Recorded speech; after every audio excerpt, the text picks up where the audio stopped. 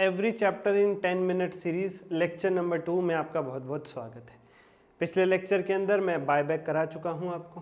पूरी प्लेलिस्ट का लिंक इस वीडियो के डिस्क्रिप्शन में भी मिलेगा, वहां से भी आप पिछला लेक्चर देख सकते हैं।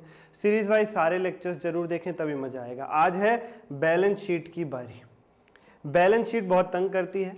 आप लोगों का ऐसा मानना है कि इंटरनल रिकंस्ट्रक्शन की बैलेंस शीट बनाने के लिए उसके प्रोविजंस आने चाहिए, अमेलगमेशन की बैलेंस शीट बनाने के लिए अमेलगमेशन के प्रोविजंस आने चाहिए, ऐसे ही किसी भी चैप्टर के लिए बायबैक की बैलेंस शीट बनाने के लिए उसके प्रोविजंस चाहिए। जबकि प्यारे बच्चों, मैं आपसे क्या कह रहा हूँ, कोई भी बैलेंस शीट हो आपके सिलेबस की, वो इस तरीके से बन जाएगी। रही बात कंसोलिडेशन की, उसके लिए मैंने अलग ही वीडियो बनाई है, ट्रिक वीडियो। उसका लिंक भी वीडियो के डिस्क्रिप्शन में मिल जाएगा, आपको जा करके देख लेना। नहीं तो मुझे डीएम कर देना कि सर कंसोलिडेशन ट्रिक वीडियो भेज दो, 1 घंटे में सारे क्वेश्चन कराएं स्टडी मैट के। ठीक है सर। तो बाकी किसी भी चैप्टर पे बैलेंस शीट की ये सिंगल ट्रिक लग जाएगी जो इस वीडियो में बताने जा रहा हूं। बहुत ध्यान से सुनिएगा। इस ट्रिक को हमने नाम दिया है बॉटम अप अप्रोच। सर इस ट्रिक के बेस पर क्वेश्चन भी सॉल्व हो जाएंगे, हमने कराए हैं ना। कहां सर? हमारे चार्ट रिवीजन बैच के अंदर। सर क्या है ये चार्ट रिवीजन बैच? पूरे सिलेबस की कॉन्सेप्चुअल रिवीजन, सारे चैप्टर्स भी और एएस भी, with study mat questions selected वाले, विद जब से न्यू सिलेबस आया तब से अब तक के RTP PYQ, with MCQ, with chapter wise test, सब कुछ 35 आवर्स में। चेक करके मैं ही देता हूँ टेस्ट। सर कहाँ मिलेगा? वीडियो के डिस्क्रिप्शन में। सब कुछ 35 घंटे में। हाँ, देर किस बात की, ज्वाइन करो फटाफट। नॉमिनल प्राइस है बहुत ही, अभी लोगे तो भी सब कुछ कवर अप हो जाएगा, जितना जल्दी हो सके लीजिए। How to make balance sheet शुरू करते हैं लेके प्रभु का नाम। 10 है प्यारे बच्चों, इसको हमने नाम दिया है bottom up approach trick. Balance sheet बनाने की बॉटम अप अप्रोच ट्रिक है, जिसका पहला स्टेप ये है, क्वेश्चन को कॉपी पेस्ट कर, क्वेश्चन से फॉर्मेट कॉपी पेस्ट कर लीजिए। बायबैक हो, अमेलगमेशन हो, इंटरनल रिको हो, कंसोलिडेशन हो, इवन ये वाला स्टेप कंसोलिडेशन में भी लगेगा। आपको क्वेश्चन के अंदर एक बैलेंस शीट गिवन होती है इन सभी चैप्टर्स में। उस फॉर्मेट को अपने सॉल्यूशन में कॉपी पेस्ट मार लीजिए। एक सबसे बड़ी चिंता दूर हुई, फॉर्मेट उतर गया, वही याद नहीं रहता सर। हाँ, उसके बाद फिगर्स पुट करनी है, उसके बाद तो बस फिगर्स कैसे कैसे पुट होंगी वो भी अभी बता देता हूं। प्यारे बच्चों, हमने क्या किया, हमने 3 हिस्सों में तोड़ दिया बैलेंस शीट की प्रिपरेशन को इस ट्रिक के अंदर। पहला हिस्सा है फॉर्मेट बनाना, दूसरा हिस्सा है उसके अंदर फिगर्स पुट करना, और तीसरा हिस्सा है नोट्स टू अकाउंट्स बनाना। आप लोग जनरली क्या करते हो, कंपनी का नाम लिखोगे, balance sheet, asset, debt, particular amount, share capital, फिर उसका अमाउंट ढूंढने लग जाओगे, नोट्स बनाओगे, फिर अगले आइटम पे आओगे, और दूसरा ही आइटम आ जाता है रिजर्व्स एंड सरप्लस, जिसका ना अमाउंट ही निकाल पाते हो ना नोट ही बना पाते हो, और फिर गिव अप कर डालते हो। ये असली दिक्कत कि बैलेंस शीट क्यों नहीं बना पाते हो, कैसे नहीं बना पाते हो। इसका ये सारा सॉल्यूशन है। सबसे पहले क्वेश्चन से फॉर्मेट कॉपी पेस्ट कर लो बैलेंस शीट का। दूसरा, start from last item. Copy paste करने के बाद जब क्वेश्चन की बैलेंस शीट को देख करके तुमने अपने सॉल्यूशन में चेप लिया, उसके बाद नीचे से शुरू करना है। नीचे से 2 साइड होती है ना बैलेंस शीट में, ऊपर इक्विटी एंड लायबिलिटी जिसमें आता है share capital, reserve, surplus, non current liability, current liability, और एक एसेट वाली साइड जिसमें आता है पीपीई, फिर करंट एसेट्स, उसमें inventories, trade receivables, cash and cash equivalent. बिल्कुल नीचे से शुरू करना है। लास्ट आइटम यानी एसेट साइड के भी बिल्कुल नीचे वाले आइटम से शुरू करना है। और उसका अमाउंट कैसे डालना है सर? फॉर्मेट उतारा, नीचे आ जाओ लास्ट आइटम पे। उसका अमाउंट ढूंढने के लिए क्या करोगे, ओपनिंग बैलेंस, उस पर्टिकुलर आइटम का, सबसे लास्ट वाले आइटम का ओपनिंग बैलेंस क्वेश्चन की बैलेंस शीट में गिवन होगा, वहां से उठाओ। अपना कैलकुलेटर उठा लो और उस आइटम के लिए क्वेश्चन की बैलेंस शीट में जो अमाउंट दे रखा है वो कैलकुलेटर पे लिख लो। अब उस आइटम को जहां जहां आपने जर्नल एंट्री में डेबिट किया है वहां वहां प्लस कर दो उतना अमाउंट, और जहां जहां क्रेडिट किया है उतना अमाउंट माइनस कर डालो बच्चा पार्टी, और जो भी आए आंसर की बैलेंस शीट में लिख दो। क्वेश्चन की बैलेंस शीट से इनिशियल अमाउंट उठाओ, डेबिट को प्लस करो, क्रेडिट को माइनस करो, जो भी आए आंसर की बैलेंस शीट में लिख डालो। जर्नल एंट्रीज से देखना है कहां उस आइटम को डेबिट किया, कहां क्रेडिट किया। वैसे भी जनरली भी आप पता लगा सकते हो कि जो भी एडजस्टमेंट दे रखी थी उन एडजस्टमेंट में ये वाला एसेट डेबिट हुआ या क्रेडिट हुआ है, इतना लॉजिक आपके पास होता है। नेक्स्ट क्या करना है, फिर ऊपर चढ़ते हुए चलो और एसेट साइड के हर आइटम के लिए यही अप्रोच फॉलो करो। इनिशियल अमाउंट क्वेश्चन की बैलेंस शीट से, डेबिट जहां किया है प्लस, क्रेडिट जहां किया है माइनस। टंग जो है ट्विस्ट करने लगी है बच्चा पार्टी, बहुत ज्यादा वीडियोस में बना रहा हूं, the tongue has started to twist. ठीक है, बैच जरूर लेना बच्चा पार्टी वीडियो के डिस्क्रिप्शन से। नहीं मन करता कहने का यार, पापी पेट है, घर है, परिवार है। मैं तो कह रहा हूं जितने मेरे खर्चे हैं ना वो फ्री करवा दो, मैं अपनी टीचिंग भी फ्री करवा दूंगा। बताओ, अब आगे देना पड़ता है तो तुमसे भी लेना पड़ता है भाई, क्या करें। मैं तो मजा आता है पढ़ाने में, तो मजे के लिए पढ़ाता हूँ, पैशन के लिए। लायबिलिटी, कैपिटल और रिजर्व। लायबिलिटी, कैपिटल और रिजर्व वाली साइड वही अपनी share capital, reserve, surplus, non current liability, current liability. इसमें क्या करना है, उसमें बस नीचे से ही चलते चलो। इसमें भी इनिशियल अमाउंट क्वेश्चन की बैलेंस शीट से उठाओ, ओपनिंग बैलेंस क्वेश्चन की बैलेंस शीट से उठाओ, और जहां जहां क्रेडिट है वो प्लस करो, जहां डेबिट है वो माइनस करो, रिवर्स कर दो। एसेट के केस में डेबिट को प्लस, क्रेडिट को माइनस, लायबिलिटी, कैपिटल और रिजर्व के केस में क्रेडिट को प्लस, डेबिट को माइनस, और जो अमाउंट आए आंसर की बैलेंस शीट में लिख डालो, आंसर की बैलेंस शीट में लिख डालो। ठीक है सर, ठीक है। इसे कहते हैं bottom up approach. This is it. Reserve surplus balancing figure के तौर पे निकल करके आ जाएगा। बच्चों दो बातों का ध्यान रखना, अगर कोई आइटम ऐसा है जो जनरल एंट्री में पूरे तरीके से समाप्त हो गया, जैसे क्वेश्चन की बैलेंस शीट में कोई रिजर्व था और उसे आपने डिस्ट्रीब्यूट कर दिया, वो पूरे तरीके से खत्म हो गया, या कोई एसेट था वो सेल हो गया, पूरे तरीके से खत्म हो गया, तो वो फिर आंसर की बैलेंस शीट में नहीं जाएगा। जो आइटम पूरे तरीके से सेट ऑफ हो गया, जनरल एंट्री में समाप्त हो गया, उसे आंसर में मत लिखना। और दूसरा क्या ध्यान रखना, कोई ऐसा भी आइटम हो सकता है जो क्वेश्चन की बैलेंस शीट में तो नहीं था पर तुम्हारी जनरल एंट्रीज में पैदा हुआ है। वो एसेट आइटम भी हो सकता है, लायबिलिटी भी हो सकती है, रिजर्व भी हो सकता है, कोई भी आइटम हो सकता है, उसे लेना ना भूले। यानी क्वेश्चन की बैलेंस शीट हमने कॉपी पेस्ट करी थी ना आंसर में, हाँ, उसके बाद फिगर्स पुट करवा दी। हाँ, अब ध्यान क्या रखना है, कोई आइटम पूरे तरीके से समाप्त हो चुका है उसे छोड़ दो, आंसर में मत लिखो। कोई आइटम क्वेश्चन की बैलेंस शीट में नहीं था, तुमने जनरल एंट्री में पैदा किया, तो उसे आंसर की बैलेंस शीट में लेना ना भूले। और भी कोई क्वेरी है डीएम करो, बैच लो। आज के लिए इतना ही, धन्यवाद। सर क्या आप सारे चैप्टर्स ही ऐसे रिवाइज कराने वाले हैं? हाँ, आज पहला लेक्चर है, आज बायबैक रिवाइज कराऊंगा, पूरा कॉन्सेप्ट 5 से लेकर 10 मिनट के अंदर, ऐसे ही पूरा सिलेबस कराऊंगा बच्चा पार्टी। तो एक लाइक एक सब्सक्राइब तो बनता है, फटाफट कर दो ताकि अगली वीडियो सबसे पहले आप तक पहुंचे। शुरू करते हैं बिना किसी देरी के, लेके प्रभु का नाम। चाहे मॉड्यूल 3 और कंसोलिडेशन हो, चाहे अकाउंटिंग स्टैंडर्ड्स हो, सारे ही रिवाइज कराए जाएंगे आपको इसी प्रकार से। और प्यारे बच्चों एक चीज और बता दूं मैं आपको, अगर इस रिवीजन के साथ आपको questions, RTP, PYQ, MCQ, chapter wise test, ये सब भी करना है, सब कुछ ओवरऑल मात्र 35 आवर्स में, तो वीडियो के डिस्क्रिप्शन में एक लिंक है, नॉमिनल प्राइस है, जाकर के फटाफट ज्वाइन करो। ये जो चार्ट नोट आपके सामने फ्लैश इनकी हार्ड बुक भी उसके अंदर आपको प्रोवाइड रहेगी। चलिए शुरू करते हैं बिना किसी देरी के, लेके प्रभु का नाम।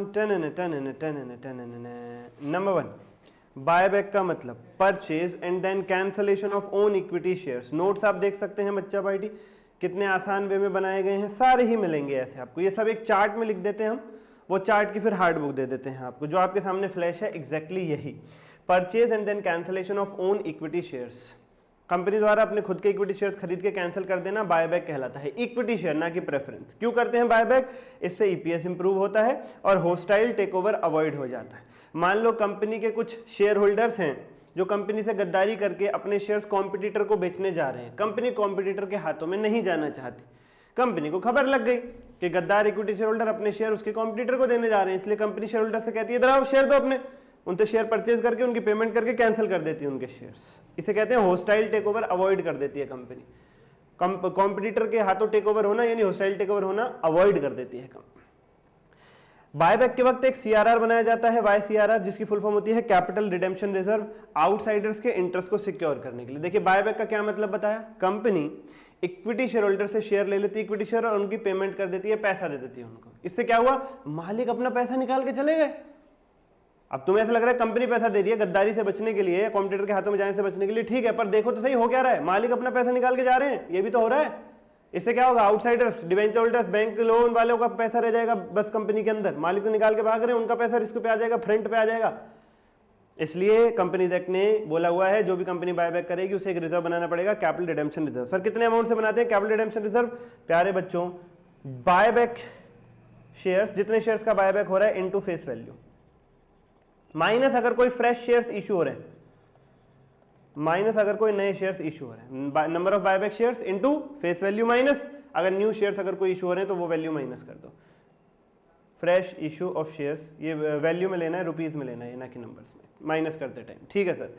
अब प्यारे बच्चों, बायबैक कोई ऐसी चीज नहीं है कि जिसे प्रमोट किया जाए, इसलिए कंपनीज एक्ट ने बायबैक के ऊपर लिमिट लगा रखी है कि कोई भी कंपनी इससे ज्यादा बायबैक नहीं कर सकती है। कोई भी कंपनी अपने इक्विटी शेयर होल्डर से इससे ज्यादा इक्विटी शेयर्स लेकर के पेमेंट करके उन्हें कैंसिल नहीं कर सकती, भले कॉम्पिटिटर के हाथ में जाए कुछ भी जाए, पर इस लिमिट से बाहर नहीं जाते। क्या है लिमिट? प्यारे बच्चों 3 फॉर्मुलेज हैं, 1, 2 और 3। इन तीनों में जो भी लोएस्ट फिगर निकल करके आती है, इन तीनों फॉर्मुलेज में जो भी लोएस्ट फिगर निकल करके आती है, that is the maximum number of shares buyback, उतना आप बायबैक कर सकते हैं।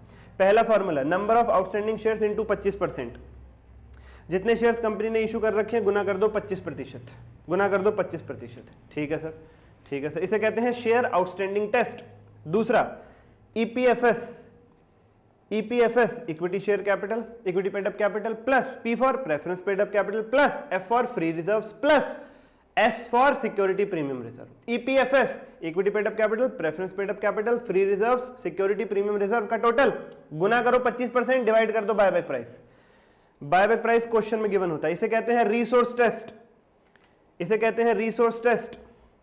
तीसरा formula, long term debt plus short term debt, यानी सारे डेट, सारी उधारी, डेट यानी liabilities, long term short term सारी लायबिलिटीज न्यूमरेटर में रखो, डिनोमिनेटर में क्या रखना है, वही EPFS, EPFS equity paid up capital, preference paid up capital, free reserve और security premium reserve, plus new issue of shares, अगर कोई नए शेयर्स इशू हो रहे हैं क्वेश्चन में तो वो, माइनस, अभी डिनोमिनेटर में चल रहा है ये सब, minus X into buyback price minus X into face value, whole equal to 2/1 cross multiply करके एक्स ढूंढ लो। ये थर्ड फॉर्मूला, इसे कहते हैं date equity ratio test.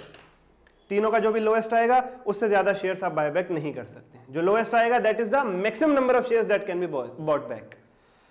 Share outstanding test, number of outstanding shares into 25%, resource test EPFS into 25% divided by buyback price, debt equity ratio test long term debt plus short term debt divided by EPFS plus new issue minus X into buyback price minus X into face value whole equal to 2/1 cross multiply X ढूंढ लो, तीनों का lowest ले लो, this is it.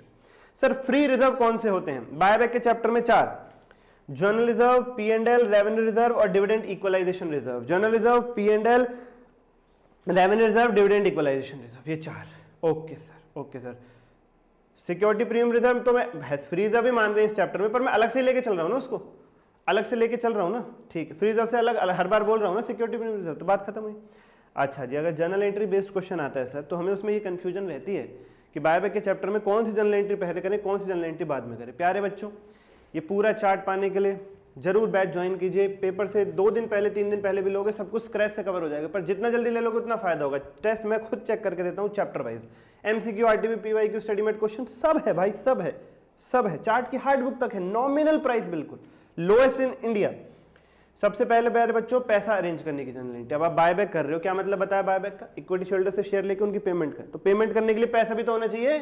पहले पैसा arrange करो, फिर buyback due करो, फिर पे करो। अगर बायबैक के वक्त कोई प्रीमियम दिया है, शेयर था 10 रुपए का, वो अपने कॉम्पिटिटर को देने वाले थे, हमने कहा उन्हें मत दो, हमें दो, लाओ वापस लौटाओ, तुम गद्दार हो। उसके बदले उन्होंने 12 मांग लिए, हमने 12 भी दिए, क्योंकि हमें कॉम्पिटिटर के हाथों में जाने से बचना है, हमने 12 भी दिए। तो ये 2 रुपए एक्स्ट्रा, इसे कहते हैं प्रीमियम, ये राइट ऑफ करना पड़ता है। फिर इंटरेस्ट बचाना है आउटसाइडर्स का, सीआरआर, कैपिटल रिडेम्पशन रिजर्व बनाना है, और बायबैक के अगर कुछ एक्सपेंसेस है तो वो एडीपी पीसीबी, एडीपीपीसीबी, एडीपीपीसीबी, अरेंज मनी क्या क्या कराओगे मुझसे, due, payment, premium right of, capital redemption reserve और बायबैक एक्सपेंस की। ठीक है सर, ठीक है सर। सर जर्नल एंट्री बता देते लगे हाथ। प्यारे बच्चों, सबसे पहले पैसा अरेंज करने की जर्नल एंट्री। भाई पैसा अरेंज करोगे तो पैसा आएगा ना तुम्हारे पास, तो बैंक होगा डेबिट, बैंक होगा debit.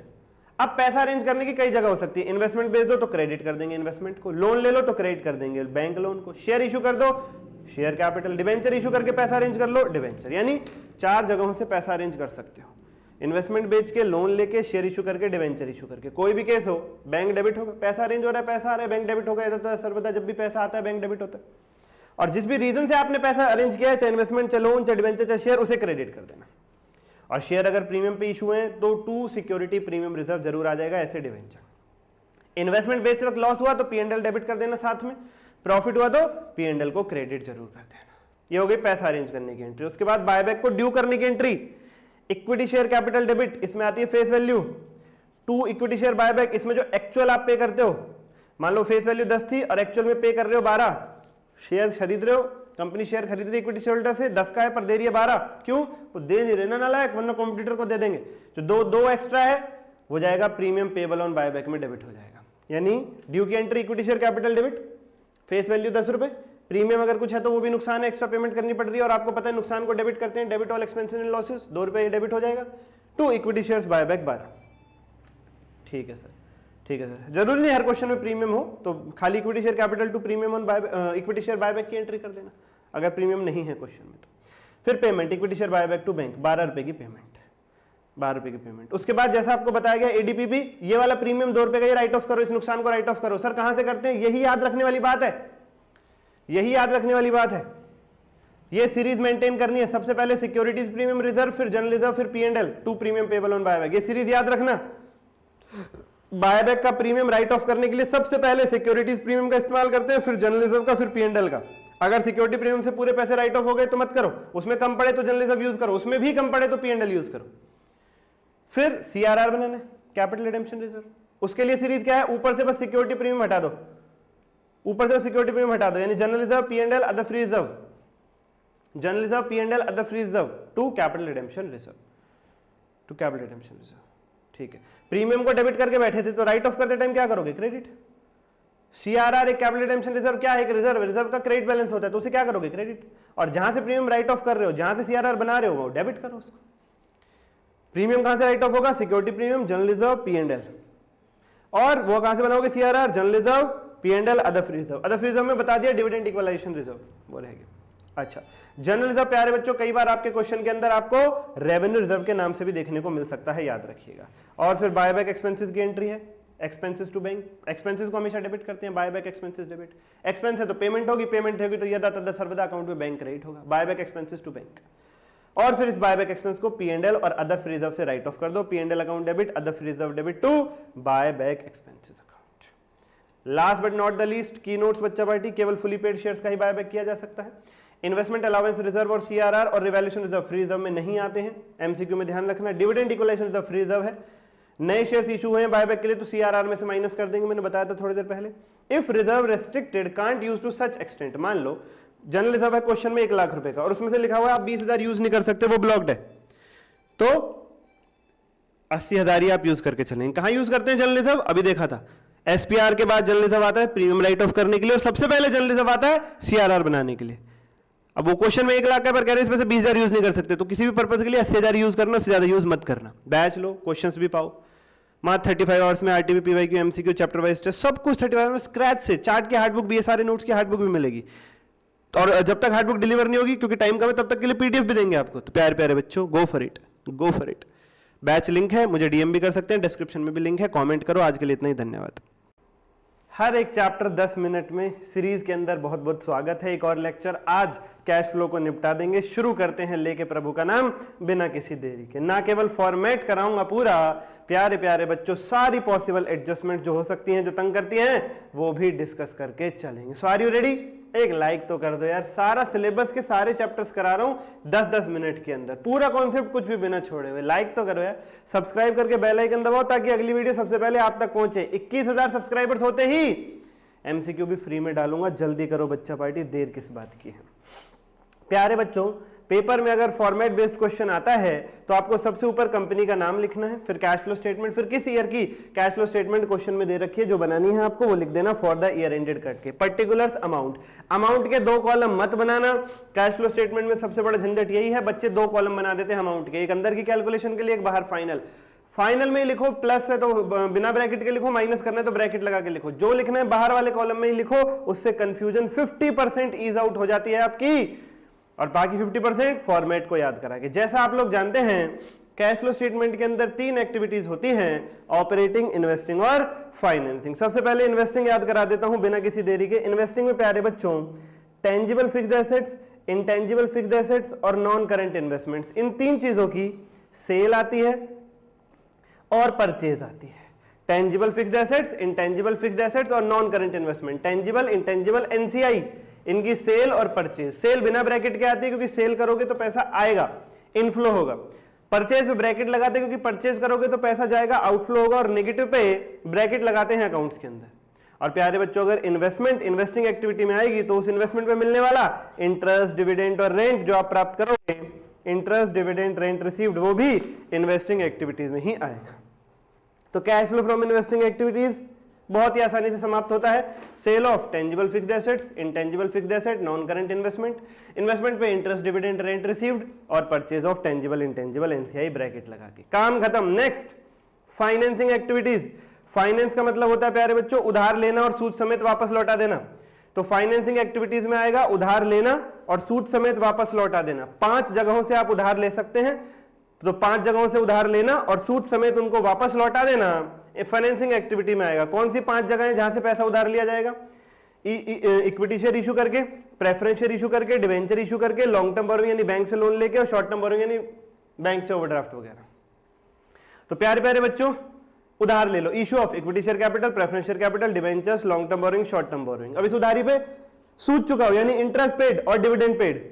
Debenture, long term borrowing, short term borrowing पे सूद के रूप में क्या पे करोगे? इंटरेस्ट। और इक्विटी शेयर कैपिटल और प्रेफरेंस शेयर कैपिटल पे क्या पे करोगे? डिविडेंड। वो भी 2 प्रकार का, इंटरिम और फाइनल। तो पहले उधार ले लो 5 जगह से, issue of equity share capital, preference share capital, debentures, long term borrowing, short term borrowing. अब इन पे सूद चुकाओ, इंटरेस्ट पेड और डिविडेंड पेड। डिविडेंड 2 प्रकार का, इंटरिम डिविडेंड पेड और फाइनल डिविडेंड पेड। अब इनकी रीपेमेंट कर दो, repayment of short term borrowing, repayment of long term borrowing, repayment of debentures, repayment of preference share capital, repayment of equity share capital. बात खत्म। और इंटरेस्ट पेड वाले point से लेकर लास्ट वाले पॉइंट तक ब्रैकेट लगाना ना भूलें, क्योंकि ये सारी पेमेंट है, आउटफ्लो होगा। सर आप कह रहे हो रीपेमेंट ऑफ डिवेंचर्स, लेकिन यहां तो रिडेम्पशन ऑफ डिवेंचर्स लिखा हुआ है, स्टाइल का नाम है। आप कह रहे हो repayment of preference share capital, यहां रिडेम्पशन लिखा हुआ है, स्टाइल का नाम है। चीज वही है, पैसा वापस लौटाना, मूल वापस लौटाना, लेकिन रीपेमेंट को रिडेम्पशन कह देते हैं डिवेंचर्स और प्रेफरेंस शेयर कैपिटल के केस में, और इक्विटी शेयर कैपिटल के केस में रीपेमेंट को बायबैक कहते हैं। बायबैक कहते हैं, मतलब वही है रीपेमेंट। तो 5 जगहों से उधार लो, issue of equity share capital, preference share capital, debentures, long term borrowing, short term borrowing. अब इन पे ब्याज चुकाओ, इंटरेस्ट पेड, डिविडेंड चुकाओ, interim dividend paid, final dividend paid, और इनका मूल भी चुका दो। Repayment of short term borrowing, repayment of long term borrowing, redemption of debentures, redemption of preference share capital, buyback of equity share capital. Interest paid से नीचे तक bracket आएगा क्योंकि ये सारी पेमेंट है। ओके, ये हो गया फाइनेंसिंग भी समाप्त। और operating net profit before tax से शुरू होता है। यस सर, ऐड करना है डीजीपी दिल, ऐड करना है डीजीपी दिल, जी थोड़ा सा मिसिंग है यहां पे, डीजीपी DIL, डीजीपी दिल। और लेस करना है ड्रिप, DRIP, ड्रिप, लाइट करती है drip. Net profit before tax में ऐड कर दो डीजीपी साहब का दिल, डीजीपी यानी डीजीपी का दिल, डीजीपी DIL, डीजीपी दिल ऐड कर दो, और लेस कर दो लाइट की drip, drip drip drip drip.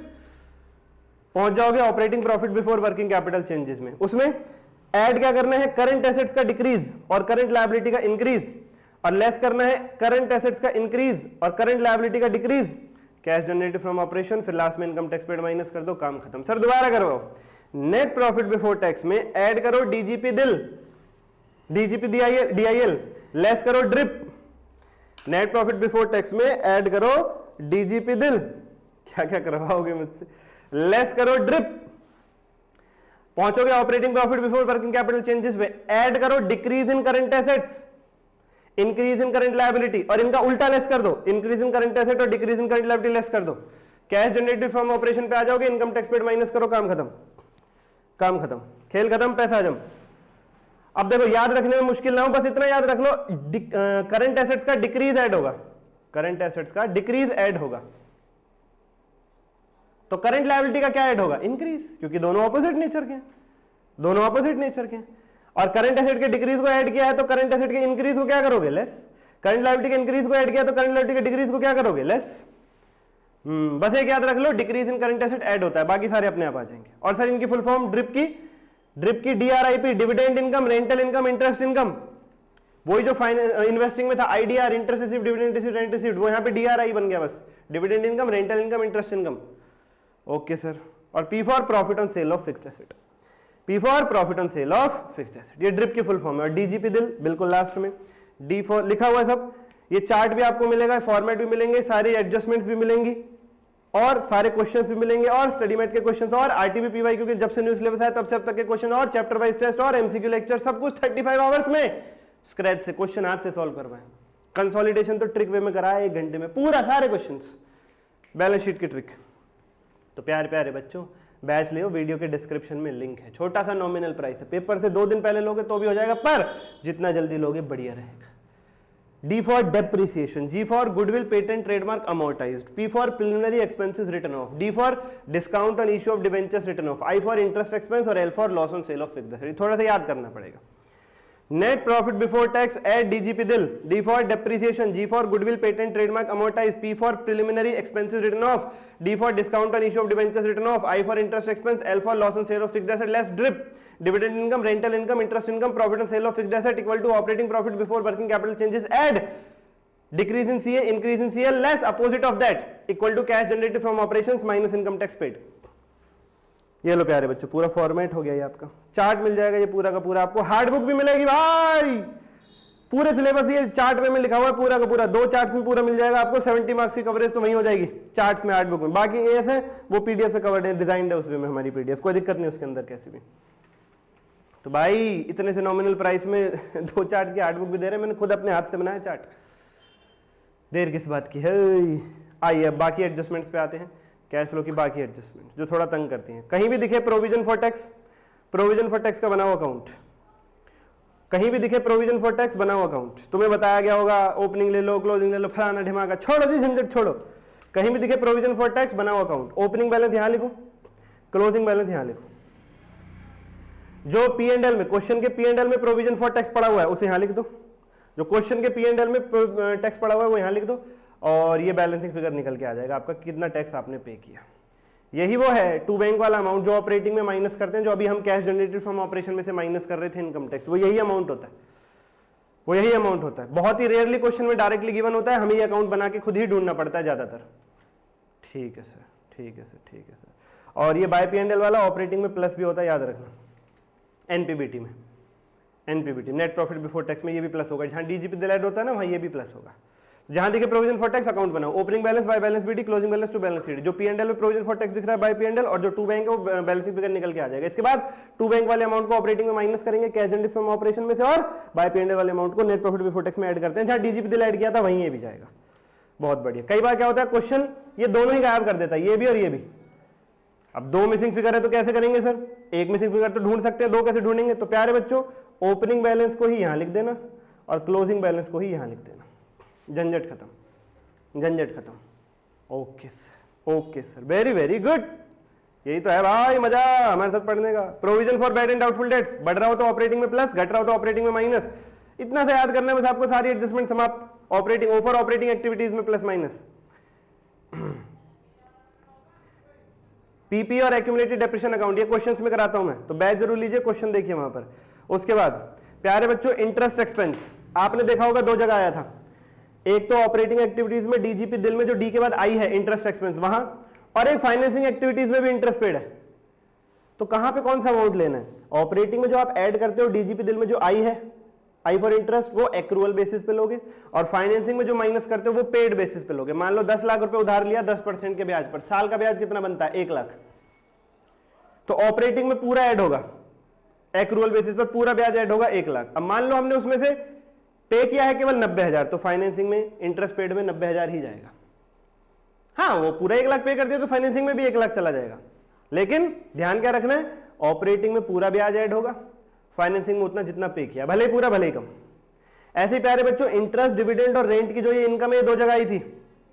एक तो लेस करी थी ड्रिप में, ऑपरेटिंग में less, dividend income, rental income, interest income, और इन्वेस्टिंग में भी थी interest receive, dividend receive, rent receive. तो कहां पे कौन सा अमाउंट आता है? ऑपरेटिंग में जो लेस होता है ड्रिप में, इंटरेस्ट, डिविडेंड, रेंटल इनकम, वो है एक्रूअल बेसिस पे, और इन्वेस्टिंग में रिसिप्ट बेसिस पे। मान लो आपने 5 लाख रुपया इन्वेस्ट किया जिसपे 10% का आपका डिविडेंड बन रहा है, 50,000, तो ऑपरेटिंग में लेस जो करते हैं ड्रिप में, वहां पे 50,000 लेस करोगे।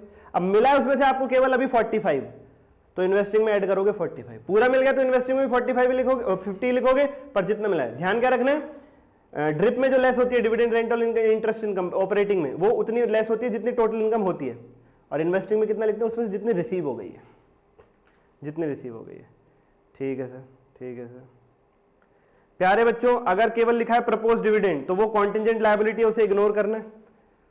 अगर लिखा है प्रपोज डिविडेंड तो वो कॉन्टिंजेंट लायबिलिटी, उसे इग्नोर करना है। ठीक है सर। पिछले साल का फाइनल डिविडेंड करंट ईयर की कैश फ्लो स्टेटमेंट में फाइनेंसिंग से माइनस करोगे और एनपीबीटी में ऐड करोगे। यानी मान लो, देखो एक पॉइंट मैंने बता दिया, प्रपोज डिविडेंड इग्नोर करना है। दूसरा point final dividend, final dividend. अगर मान लीजिए हम 24-25 की कैश फ्लो स्टेटमेंट बना रहे हैं, तो उसमें जो फाइनेंसिंग एक्टिविटी में dividend paid, final dividend paid हम माइनस करते हैं, वो कौन सा ईयर लेंगे? 23-24 से रिलेटेड वाला डिविडेंड, क्योंकि वो फाइनल होने के बाद पेमेंट होते हुए मीटिंग होती है, अगला साल आ जाता है, इसलिए अगले साल की कैश फ्लो में पिछले साल वाला डिविडेंड पे होता है। टाइम निकल जाता है ना, क्योंकि बहुत सारी प्रोसीडिंग होती है डिविडेंड पे करने में। तो 24-25 की कैश फ्लो में जो डिविडेंड पे होगा वो 23-24 के प्रॉफिट से रिलेटेड डिविडेंड होगा, जो फाइनेंसिंग में हम डिविडेंड पेड में माइनस करते हैं। ठीक है सर। और 24-25 की कैश फ्लो स्टेटमेंट में इंटरिम वाला कौन सा आएगा? 24-25। इंटरिम का तो मतलब ही होता है करंट ईयर का डिविडेंड करंट ईयर में पे कर दिया, मीटिंग वगैरह में टाइम खर्च नहीं किया। ओहो, तो 24-25 की कैश फ्लो स्टेटमेंट बना रहे हो तो इंटरिम डिविडेंड पेड कौन सा माइनस करोगे? 24-25 वाला। और फाइनल डिविडेंड कौन सा माइनस करोगे? 23-24 के प्रॉफिट्स वाला। प्रपोज डिविडेंड इग्नोर करोगे। ये एनपीबीटी है, इसका फॉर्मूला है। कई बार जो हमने ऑपरेटिंग एक्टिविटी में शुरुआत करी थी ना अभी, नेट प्रॉफिट बिफोर टैक्स से, तो कई बार क्वेश्चन में वो गिवन नहीं होता, हमें खुद ढूंढना पड़ता है। इसका फॉर्मूला है एनटीपीपी, नेमनिक है इसका NTPP, NTPIPIPP, NTPP, N for net profit current year का, T for transfer to reserve, P for previous year का प्रपोज डिविडेंड, प्रीवियस ईयर का, करंट ईयर का नहीं, प्रीवियस ईयर का। करंट ईयर के प्रपोज डिविडेंड को इग्नोर करेंगे, previous वाला प्रपोज डिविडेंड ही करंट ईयर में फाइनल कहलाता है। जो अभी मैं कह रहा था प्रीवियस ईयर वाला फाइनल डिविडेंड करंट ईयर में पे होगा। Interim dividend paid during the year plus provision for tax current year का minus refund of tax. NTPP, net profit current year का plus transfer to reserve plus propose dividend previous year का plus interim dividend paid during the year plus provision for tax current year minus refund of tax. Bank overdraft को प्यारे बच्चों financing activities में लोगे, operating activities में current liability के तौर पर नहीं। यानी बैंक ओवरड्राफ्ट ऑपरेटिंग में नहीं जाएगा, फाइनेंसिंग में आएगा, शॉर्ट टर्म बोरोविंग्स के नाम से। वो बढ़ रहा होगा तो issue of short term borrowing आ जाएगा, घट रहा होगा तो payment of short term borrowing आ जाएगा, लेकिन फाइनेंसिंग में आएगा। और कैश इक्विवेलेंट में तीन चीजें आती हैं, कैश, बैंक और short term investment risk free वाली। कैश, बैंक और short term investment risk free वाली। बैच लीजिए बच्चा पार्टी। क्वेश्चंस करने के लिए आज के लिए इतना ही, धन्यवाद। RTPPYQ MCQ चैप्टर वाइज सब है 35 घंटे में स्क्रैच से, सब समझ में आएगा। पहली बार पढ़ोगे तब भी। धन्यवाद। लाइक सब्सक्राइब करना ना भूलें। कोई क्वेरी हो DM करना, कमेंट करना, मैं एड्रेस करके चलूंगा। लाइक जरूर कर देना। हर एक चैप्टर 10 मिनट में सीरीज के अंदर आपका बहुत बहुत स्वागत है। आज है ब्रांच अकाउंटिंग की बारी। जैसा आप लोग जानते हैं कैश फ्लो में करा चुका हूं, बायबैक में करा चुका हूं, 10-10 मिनट में बैलेंस शीट की ट्रिक दे चुका हूं। आज ब्रांच अकाउंटिंग निपटाएंगे 10 मिनट में। ऐसे में हर एक मॉड्यूल 3 का चैप्टर और कंसोलिडेशन सारे कराने वाला हूँ 10 मिनट में, तो एक लाइक तो बनता है, कर दीजिए। ठीक है सर। पूरी सीरीज का लिंक चाहिए, वीडियो के डिस्क्रिप्शन में चले जाइए, वहां पर मिल जाएगा। बिना किसी देरी के शुरू करते हैं, लेके प्रभु का नाम। प्यारे बच्चों, सब्सक्राइब करके बेल आइकन दबा लो, क्योंकि पेपर तक 3 फ्री चीजें यूट्यूब चैनल पर मैं देने वाला हूं। नंबर 1, हर एक चैप्टर की adjustments. Number 2, every chapter in 10 minutes. Number 3, हर एक चैप्टर का मोस्ट एक्सपेक्टेड एक ऐसा क्वेश्चन जिसमें पूरी कवरेज हो जाएगी। जल्दी से 21,000 सब्सक्राइबर्स कराओ तो MCQ भी फ्री ऑफ कॉस्ट चैनल पे ही डालूंगा। ब्रांच अकाउंटिंग बहुत खतरनाक चैप्टर है, बच्चे डरते हैं, 10 मिनट में ठिकाने लगाते हैं। ब्रांच जो है 3 प्रकार की होती है बच्चा party, dependent branch, independent branch और फॉरेन ब्रांच। डिपेंडेंट ब्रांच का मतलब है वो ब्रांच अपनी अकाउंटिंग स्वयं नहीं करती है, उसकी अकाउंटिंग हेड ऑफिस के यहाँ ही होती है। इंडिपेंडेंट ब्रांच का मतलब है वो ब्रांच जो अपनी अकाउंटिंग स्वयं करती है, वो अपनी अकाउंटिंग के लिए किसी हेड ऑफिस पर डिपेंड नहीं करती है। और फॉरेन ब्रांच का मतलब है वो ब्रांच जो भारत के बाहर है, जिसकी करेंसी रुपी नहीं है, किसी और करेंसी में वो डील करती है। 3 प्रकार की ब्रांचेस होती है। इनकी अकाउंटिंग एक एक करके समझ लेते हैं तो ब्रांच अकाउंटिंग का चैप्टर समाप्त हो जाता है। सर केवल कॉन्सेप्ट ही करा रहे हो या क्वेश्चंस भी? प्यारे बच्चों, यूट्यूब पर कॉन्सेप्ट है पूरा, हर एक चैप्टर का 10 मिनट में AS का भी आ जाएगा। क्वेश्चंस चाहिए स्टडी मैट के, RTPPYQ चाहिए, MCQ चाहिए, चैप्टर वाइज टेस्ट, सब कुछ 35 घंटे में स्क्रैच से। वीडियो के डिस्क्रिप्शन में लिंक है, वहां चले जाओ। एक्स्ट्रा बेनिफिट्स वहां मिल जाएंगे। यूट्यूब पर कॉन्सेप्ट है, पेपर 2 दिन पहले लोगे तो भी सब कवर हो जाएगा, पर जितना जल्दी लोगे उतना फायदा है। तो देर किस बात की। और किसी क्वेरी के लिए ऊपर नंबर पर DM करें। फॉरेन ब्रांच में प्यारे बच्चों, जैसा मैंने बताया, वो ब्रांच होती है जिसकी करेंसी रुपीज नहीं होती, फॉर एग्जाम्पल डॉलर या कोई और। अब वो ब्रांच जो अपनी फॉरेन में है, जिसकी करेंसी कोई और है, उसका ट्रायल बैलेंस आता है आपके पास। आप बैठे हो इंडिया में, हेड ऑफिस है इंडिया में, वो है रुपी में, अब ब्रांच का ट्रायल बैलेंस बना हुआ है डॉलर में। अब वो आपस में मर्ज नहीं हो पाते, इनकॉर्पोरेट नहीं हो पाते। इसलिए फॉरेन ब्रांच में सबसे पहला काम जो आपको करना है वो यही है कि फॉरेन ब्रांच का जो ट्रायल बैलेंस आपके पास आया है, जो विदेशी मुद्रा में बना हुआ है, उसे रुपीज में कन्वर्ट करना होता है। इसके ऊपर भी क्वेश्चंस बनते हैं बहुत सारे। तो प्यारे बच्चों कन्वर्ट करने का क्या रूल है, ओपनिंग बैलेंस को ओपनिंग रेट पे कन्वर्ट करेंगे। वो ट्रायल बैलेंस के अंदर जितने भी ओपनिंग बैलेंसेस हैं उनको ओपनिंग रेट पर यानी 1 अप्रैल के रेट पर कन्वर्ट कर दो, क्लोजिंग बैलेंसेस को क्लोजिंग रेट यानी 31 मार्च के रेट पर कन्वर्ट कर दो और इनकम एक्सपेंसेस को एवरेज रेट पर कन्वर्ट करो। ट्रायल बैलेंस में जो भी ओपनिंग आइटम है उन्हें 1 अप्रैल के रेट पर कन्वर्ट करो, जो क्लोजिंग आइटम है उन्हें 31 मार्च के रेट पर कन्वर्ट करो और इनकम एक्सपेंस को एवरेज यानी opening plus closing divided by 2, average rate जो आएगा उस पर opening plus closing divided by 2, opening plus closing divided by 2। Sir convert करते समय डॉलर को रुपीस में लाते समय कब मल्टीप्लाई करते हैं, कब डिवाइड करते हैं फॉरेन करेंसी को रुपीस में कन्वर्ट करते समय? प्यारे बच्चों ध्यान से सुनना, अगर आप हैवी से वीक करेंसी मारे, डॉलर क्या है हैवी करेंसी है, भारी है, रुपीस वीक है, रुपीस वीक है, तो डॉलर को अगर रुपीस में कन्वर्ट करोगे, हैवी करेंसी से अगर वीक करेंसी में आओगे तो मल्टीप्लाई करोगे और उल्टा करोगे तो डिवाइड। रुपी को डॉलर में कन्वर्ट करना है, वीक से हैवी करेंसी में जाए तो डिवाइड करते हैं, हैवी से वीक में आओगे तो मल्टीप्लाई करते हैं प्यारे बच्चों, मल्टीप्लाई करते हैं प्यारे बच्चों। ठीक है सर जी। अगर किसी आइटम का जिस दिन वो ट्रांजैक्शन हुई थी उस दिन का पर्टिकुलर रेट दे रखा है तो फिर वही यूज करके चलोगे, ओपनिंग क्लोजिंग या एवरेज रेट यूज नहीं करो। फॉर एग्जांपल ओपनिंग रेट है 40, क्लोजिंग रेट है 42, एवरेज रेट 41। अब क्वेश्चन में लिख दिया फिक्स्ड एसेट आपने खरीदा था 1 जुलाई को, उस दिन रेट था 39, तो ना 40 ना 41 ना 42, जिस दिन वो ट्रांजैक्शन हुई 39 उस दिन का रेट लेकर के चलोगे। जिस रेट पे आप फिक्स्ड एसेट को कन्वर्ट करते हो उसी रेट पर उसका डेप्रिसिएशन भी कन्वर्ट होगा, ये भी ध्यान रखना। ठीक है सर। अगली बात, अगर कोई क्वेश्चन में पहले ही कन्वर्टेड बैलेंस आपको दे रखा है, डॉलर का रुपीस में कन्वर्ट करके तुम्हें ही दे रखा है, तो तुम कोई रेट मत लगाओ, वही उठाओ। ठीक है सर। और कन्वर्ट करने के बाद ट्रायल बैलेंस में जो भी डिफरेंस आएगा डॉलर से रुपये में कन्वर्ट करने के बाद वो जाएगा एक्सचेंज डिफरेंस अकाउंट में बच्चा पार्टी। और अगर फॉरेन ब्रांच के मैनेजर को आप कमीशन दे रहे हो तो याद रखना वो कमीशन पहले विदेशी मुद्रा फॉरेन करेंसी में कैलकुलेट होगा, जब वो कमीशन कैलकुलेट होके आ जाएगा फिर कन्वर्ट होगा। पहले बच्चे क्या करते हैं, पहले कन्वर्ट कर देते फिर कैलकुलेट करते हैं, नहीं, पहले फॉरेन ब्रांच के मैनेजर का कमीशन डॉलर में यानी फॉरेन करेंसी में कैलकुलेट होगा फिर कन्वर्ट होगा रुपीस में, हो गया फॉरेन ब्रांच। इंडिपेंडेंट ब्रांच क्या बताई मैंने प्यारे बच्चों आपको, इंडिपेंडेंट ब्रांच वो ब्रांच जो अपनी अकाउंटिंग स्वयं करती है, जो अपनी अकाउंटिंग के लिए किसी हेड ऑफिस पर डिपेंड नहीं करती है। अच्छा, अब इंडिपेंडेंट ब्रांच के केस में एक आता है सबसे पहला टॉपिक इंटर ब्रांच ट्रांजेक्शन। जैसे मान लो एक हेड ऑफिस है, उसकी 2 ब्रांच है ए और बी। ए और बी आपस में जो ट्रांजैक्शंस करती हैं, 2 या 2 से ज्यादा ब्रांचेस आपस में जो ट्रांजैक्शंस करती हैं उन्हें इंटर ब्रांच ट्रांजैक्शन कहा जाता है। और वो ट्रांजैक्शन हेड ऑफिस के थ्रू मूव करती हैं, उन पे हेड ऑफिस का कंट्रोल रहता है। क्यों? हेड ऑफिस चाहता है कि उसकी ब्रांचेस आपस में लगी रहे, उसे ही ना बताएं। कोई पेरेंट चाहेगा कि बच्चे उसके आपस में लगे रहे, उन्हें ना बताएं क्या कर रहे हैं, नहीं। तो ब्रांचेस की जो आपस की ट्रांजैक्शन यानी इंटर ब्रांच ट्रांजैक्शन होती है वो हेड ऑफिस के थ्रू मूव करती है। हेड ऑफिस की बुक्स में क्या होता है, जो ब्रांच कुछ रिसीव कर रही है वो उसे डेबिट कर देते हैं हेड ऑफिस वाले, और जो ब्रांच कुछ पे कर रही है, सप्लाई कर रही है, उसे क्रेडिट कर देते हैं। जैसे मान लीजिए ए ने गुड्स सेंड किए बी को, ए ब्रांच ने गुड्स सेंड किए बी ब्रांच को, तो हेड ऑफिस के यहाँ क्या होगा, जो रिसीविंग ब्रांच है बी उसे डेबिट कर दिया जाएगा और जो सप्लाइंग ब्रांच है ए उसे क्रेडिट कर दिया जाएगा। B account debit to A account, ये एंट्री हो जाएगी। अब चाहे गुड्स भेजो, पैसा भेजो, कुछ भी भेजो। ठीक है सर। उसके बाद इंडिपेंडेंट ब्रांच में जो टॉपिक आता है वो कौन सा आता है, वो ये आता है प्यारे बच्चों, हेड ऑफिस और ब्रांच के बीच की ट्रांजैक्शन। अभी पढ़ाया मैंने इंटर ब्रांच, जब ब्रांचेज आपस में लगी रहती हैं, तो उनकी एंट्री हेड ऑफिस के थ्रू मूव करती है। रिसीविंग ब्रांच को डेबिट करते हैं, सप्लाइंग ब्रांच को क्रेडिट करते हैं। अब आ रहा है क्या, हेड ऑफिस और किसी ब्रांच के बीच की ट्रांजैक्शन, उनकी क्या क्या जनरल एंट्रीज होंगी। तो ये general entry based question 6 number का पेपर में बन सकता है, बहुत इंपॉर्टेंट है। वो क्वेश्चंस आरटीबी पीवाईक्यू के हों, एमसीक्यू के हों, स्टडी मैट के हों, पूरे सिलेबस के सब कराए हैं मैंने, चैप्टर वाइज टेस्ट मात्र 35 घंटे में स्क्रैच से। वीडियो के डिस्क्रिप्शन में जाओ, नॉमिनल सा प्राइस है, बैच लो, 2 हार्ड बुक भी दे रहा हूँ उसमें चार्ट की, 2 हार्ड बुक। और क्या लोगे इतने से प्राइस में यार, बच्चे की जान लोगे क्या, नहीं सर। तो सब्सक्राइब करके बेल आइकन दबाओ, लाइक करो, अभी तक नहीं किया है। 3 फ्री सीरीज आ रही है, बताया मैंने, 21,000 होते हैं, एमसीक्यू डालूंगा फ्री में। यस कर देते हैं सर, कर देते हैं। कमेंट भी करो अगला चैप्टर कौन सा बनाऊं इस बार, इंटर पार कमेंट जरूर कर देना इस बार, इंटर पार।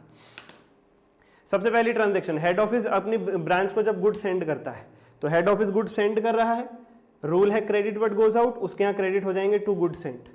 ब्रांच रिसीव कर रही है goods, debit what comes in, उसके यहाँ डेबिट हो जाएगा गुड्स रिसीव्ड। तो सर हेड ऑफिस के यहाँ जो डेबिट है वो क्या होगा, ब्रांच के यहाँ जो क्रेडिट है बच गया वो क्या होगा, हेड ऑफिस। एक दूसरे के अकाउंट से एंट्री पूरी कर देते हैं। अगला case, goods return by branch to head office. अब हेड ऑफिस ने जो सामान अभी भेजा था ब्रांच को, ब्रांच उसमें से कुछ सामान वापस कर दे, तो यही एंट्री रिवर्स कर दो।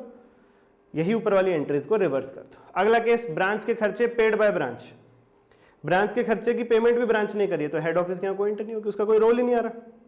ब्रांच के यहाँ क्या एंट्री होगी, एक्सपेंसेस टू बैंक, ये टू हेड ऑफिस लिखा करेक्ट कर लेना, to bank, expenses account debit to bank. क्यों, एक्सपेंस को डेबिट करते हैं, debit all expense and losses.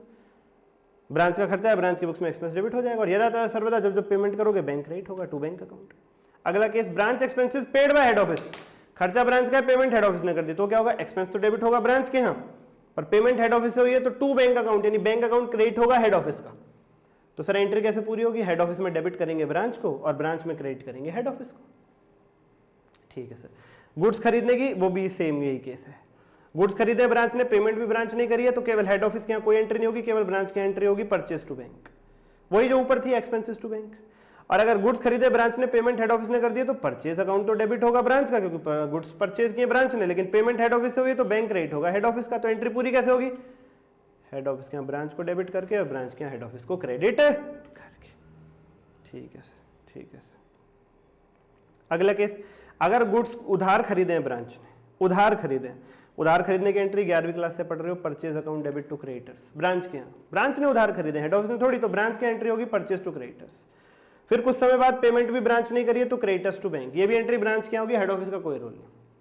Branch ने गुड्स उधार खरीदे, ब्रांच ने एंट्री करी परचेज टू क्रेडिटर, कुछ समय बाद ब्रांच ने पेमेंट कर दी, तो ब्रांच ने एंट्री करी creditor to bank, head office का कोई रोल ही नहीं है। हाँ, रोल कब आएगा, गुड्स उधार खरीदे थे ब्रांच ने, purchase account debit to creditor entry करी थी ब्रांच ने, एंड पेमेंट कर दी हेड ऑफिस ने। ऐसा हो जाता है, ब्रांच का सर्वर नहीं चल रहा वगैरह वगैरह, तो भाई क्रेडिटर्स टू बैंक की एंट्री होती है क्रेडिटर्स को पेमेंट करने की। तो क्रेडिटर्स तो डेबिट होंगे ब्रांच के, क्योंकि ब्रांच के क्रेडिटर्स खत्म हो गए, पेमेंट हो गई, पेमेंट हुई है हेड ऑफिस से, तो बैंक अकाउंट क्रेडिट होगा हेड ऑफिस का। एंट्री कैसे पूरी होगी, हेड ऑफिस के यहाँ ब्रांच को डेबिट करके और ब्रांच के यहाँ हेड ऑफिस अकाउंट को क्रेडिट करके। ऐसे ही सेल्स का केस भी आ जाएगा प्यारे बच्चों, ऐसे सेल्स का केस भी आ जाएगा। क्रेडिटर की जगह डेटर वर्ड होगा, और सेल्स की, उधार सेल्स की एंट्री होती है डेटर टू सेल, और प्राप्त करने की, पैसा प्राप्त करने की बैंक टू डेटर्स। इतना तुम्हें पता होना चाहिए, 11वीं क्लास वाला कॉन्सेप्ट है। Remittance of funds by head office to branch, head office ने पैसा भेजा है ब्रांच को, हेड ऑफिस ने पैसा भेजा है, तो हेड ऑफिस के यहाँ कैश या बैंक क्रेडिट हो जाएगा, क्योंकि credit word goes out, head office के यहाँ से पैसा चला गया, और ब्रांच वो पैसा रिसीव कर रही है, डेबिट वर्ड कम्स इन, तो ब्रांच के यहाँ कैश बैंक डेबिट हो जाएगा। ये हेड ऑफिस ने भेजा, क्रेडिट किया, ब्रांच के पास आ गया कैश बैंक, उसने डेबिट किया, यहाँ हेड ऑफिस को क्रेडिट, यहाँ ब्रांच को डेबिट करके डबल एंट्री पूरी कर दो। ठीक है सर। अगला केस, ब्रांच अगर पैसा भेजे हेड ऑफिस को, तो ब्रांच के यहां से पैसा जाएगा, ब्रांच कैश बैंक को क्रेडिट करेगी, और हेड ऑफिस के यहां आएगा, डेबिट वर्ड कम्स इन, तो हेड ऑफिस कैश बैंक को डेबिट करेगा, और entry to branch head office. खत्म खत्म खत्म प्यारे बच्चों, खत्म प्यारे बच्चों। ठीक है सर। उसके बाद हेड ऑफिस के एक्सपेंसेस, ये ऊपर जो अभी समझाया था मैंने, ये वाला जो केस था, ये वाला ब्रांच एक्सपेंसेस वाला केस है, बिल्कुल ऐसे ही है, बिल्कुल ऐसे ही है।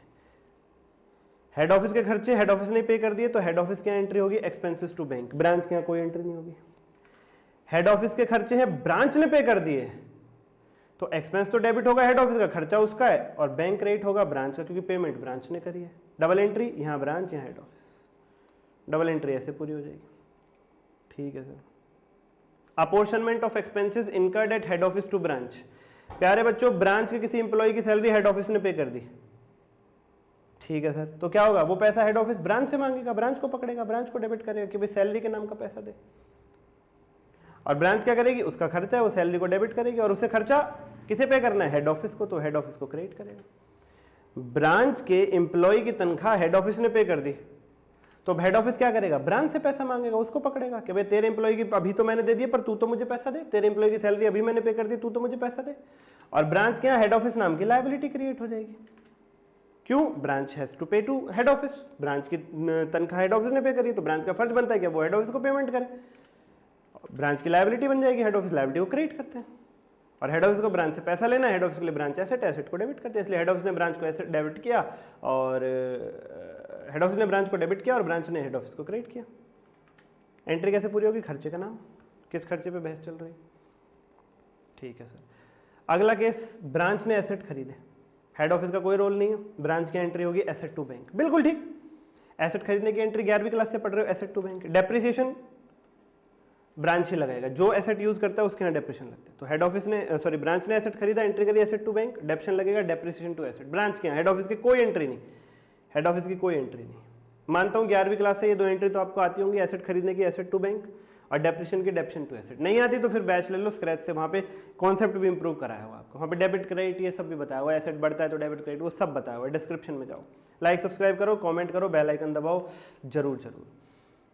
अगला केस, हेड ऑफिस ने एसेट खरीदा है तो हेड ऑफिस के यहाँ एसेट टू बैंक और डेप्रिसिएशन हेड ऑफिस के यहाँ लगेगा क्योंकि वो यूज कर रहा है। इस केस में ब्रांच कोई एंट्री नहीं करेगी। जब ब्रांच ने एसेट खरीदा तो ब्रांच की एंट्री हुई एसेट टू बैंक और depreciation to asset, head office चुप था। अब हेड ऑफिस ने एसेट खरीदा तो यही 2 एंट्री हेड ऑफिस के होंगी, ब्रांच चुप रहेगा, ब्रांच चुप रहेगी, उसका कोई रोल नहीं है। अगला केस, हेड ऑफिस ने एसेट खरीदा और ब्रांच को दे दिया, हेड ऑफिस ने एसेट खरीदा और ब्रांच को दे दिया। तो पहले हेड ऑफिस एसेट खरीदेगा, asset account debit to bank, फिर इस एसेट को वो ट्रांसफर कर देगा, जो एसेट खरीद के डेबिट किया है उसे क्रेडिट कर देगा, credit what goes out, head office के यहाँ से चला गया, कहाँ पहुंचा, ब्रांच के यहाँ, ब्रांच के यहाँ डेबिट हो जाएगा। और एंट्री कैसे पूरी होगी, ब्रांच अकाउंट डेबिट यहाँ और टू हेड ऑफिस अकाउंट, यानी पहले हेड ऑफिस एसेट खरीदेगा, asset account debit to bank, फिर उसे ट्रांसफर कर देगा ब्रांच के पास, branch to asset, head office के यहाँ से चला गया। जब ब्रांच पहुंचेगा तो ब्रांच एंट्री करेगी asset to head office, asset to head office. Depreciation कहाँ लगेगा, ब्रांच के यहाँ, क्यों, जो यूज करता है वहां डेप्रिसिएशन लगता है। ठीक है सर। अगला case, asset purchase by branch, asset खरीदा ब्रांच ने, अब तुम कहोगे तो ब्रांच की एंट्री कर दो asset to bank, but asset account retained at head office, head office कह रहा है एसेट अकाउंट हम खोलेंगे तुम मत खोलना। एसेट खरीदा ब्रांच ने, एसेट खरीदने की एंट्री क्या होती है, asset account debit to bank, लेकिन हेड ऑफिस कह रहा है एसेट अकाउंट को डेबिट हम करेंगे, बैंक को क्रेडिट तुम कर दो। क्यों, हेड ऑफिस चाहता है कंट्रोल रहे एसेट अकाउंट के ऊपर, उसका हेड ऑफिस कंट्रोल रखना चाहता है एसेट अकाउंट के ऊपर।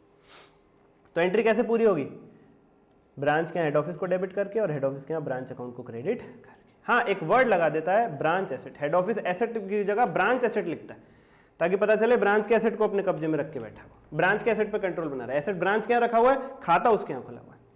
और प्यारे बच्चों, डेप्रिसिएशन किसके यहाँ लगेगा सर, ब्रांच के यहाँ, क्योंकि यूज ब्रांच कर रही है।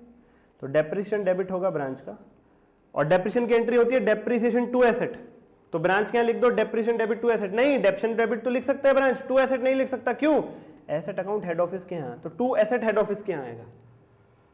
डेप्रिसिएशन डेबिट होगा ब्रांच के यहाँ और टू एसेट आएगा हेड ऑफिस के यहाँ। एंट्री के 2 टुकड़े हो जाएंगे, पहले उसने रस कहा, फिर गुल कहा, फिर ले कहा, इस तरह जालिम ने रसगुल्ले के टुकड़े टुकड़े कर दिए और एसेट की जगह ब्रांच एसेट आता, आपको पता ही। एंट्री कैसे पूरी होगी, यहाँ ब्रांच को डेबिट, यहाँ हेड ऑफिस को क्रेडिट करके। धन्यवाद सर। ये एसपीएल क्या लिखा हुआ बार बार, अरे डेप्रिसिएशन पीएनएल में ट्रांसफर होता है, ये लिखा हुआ है।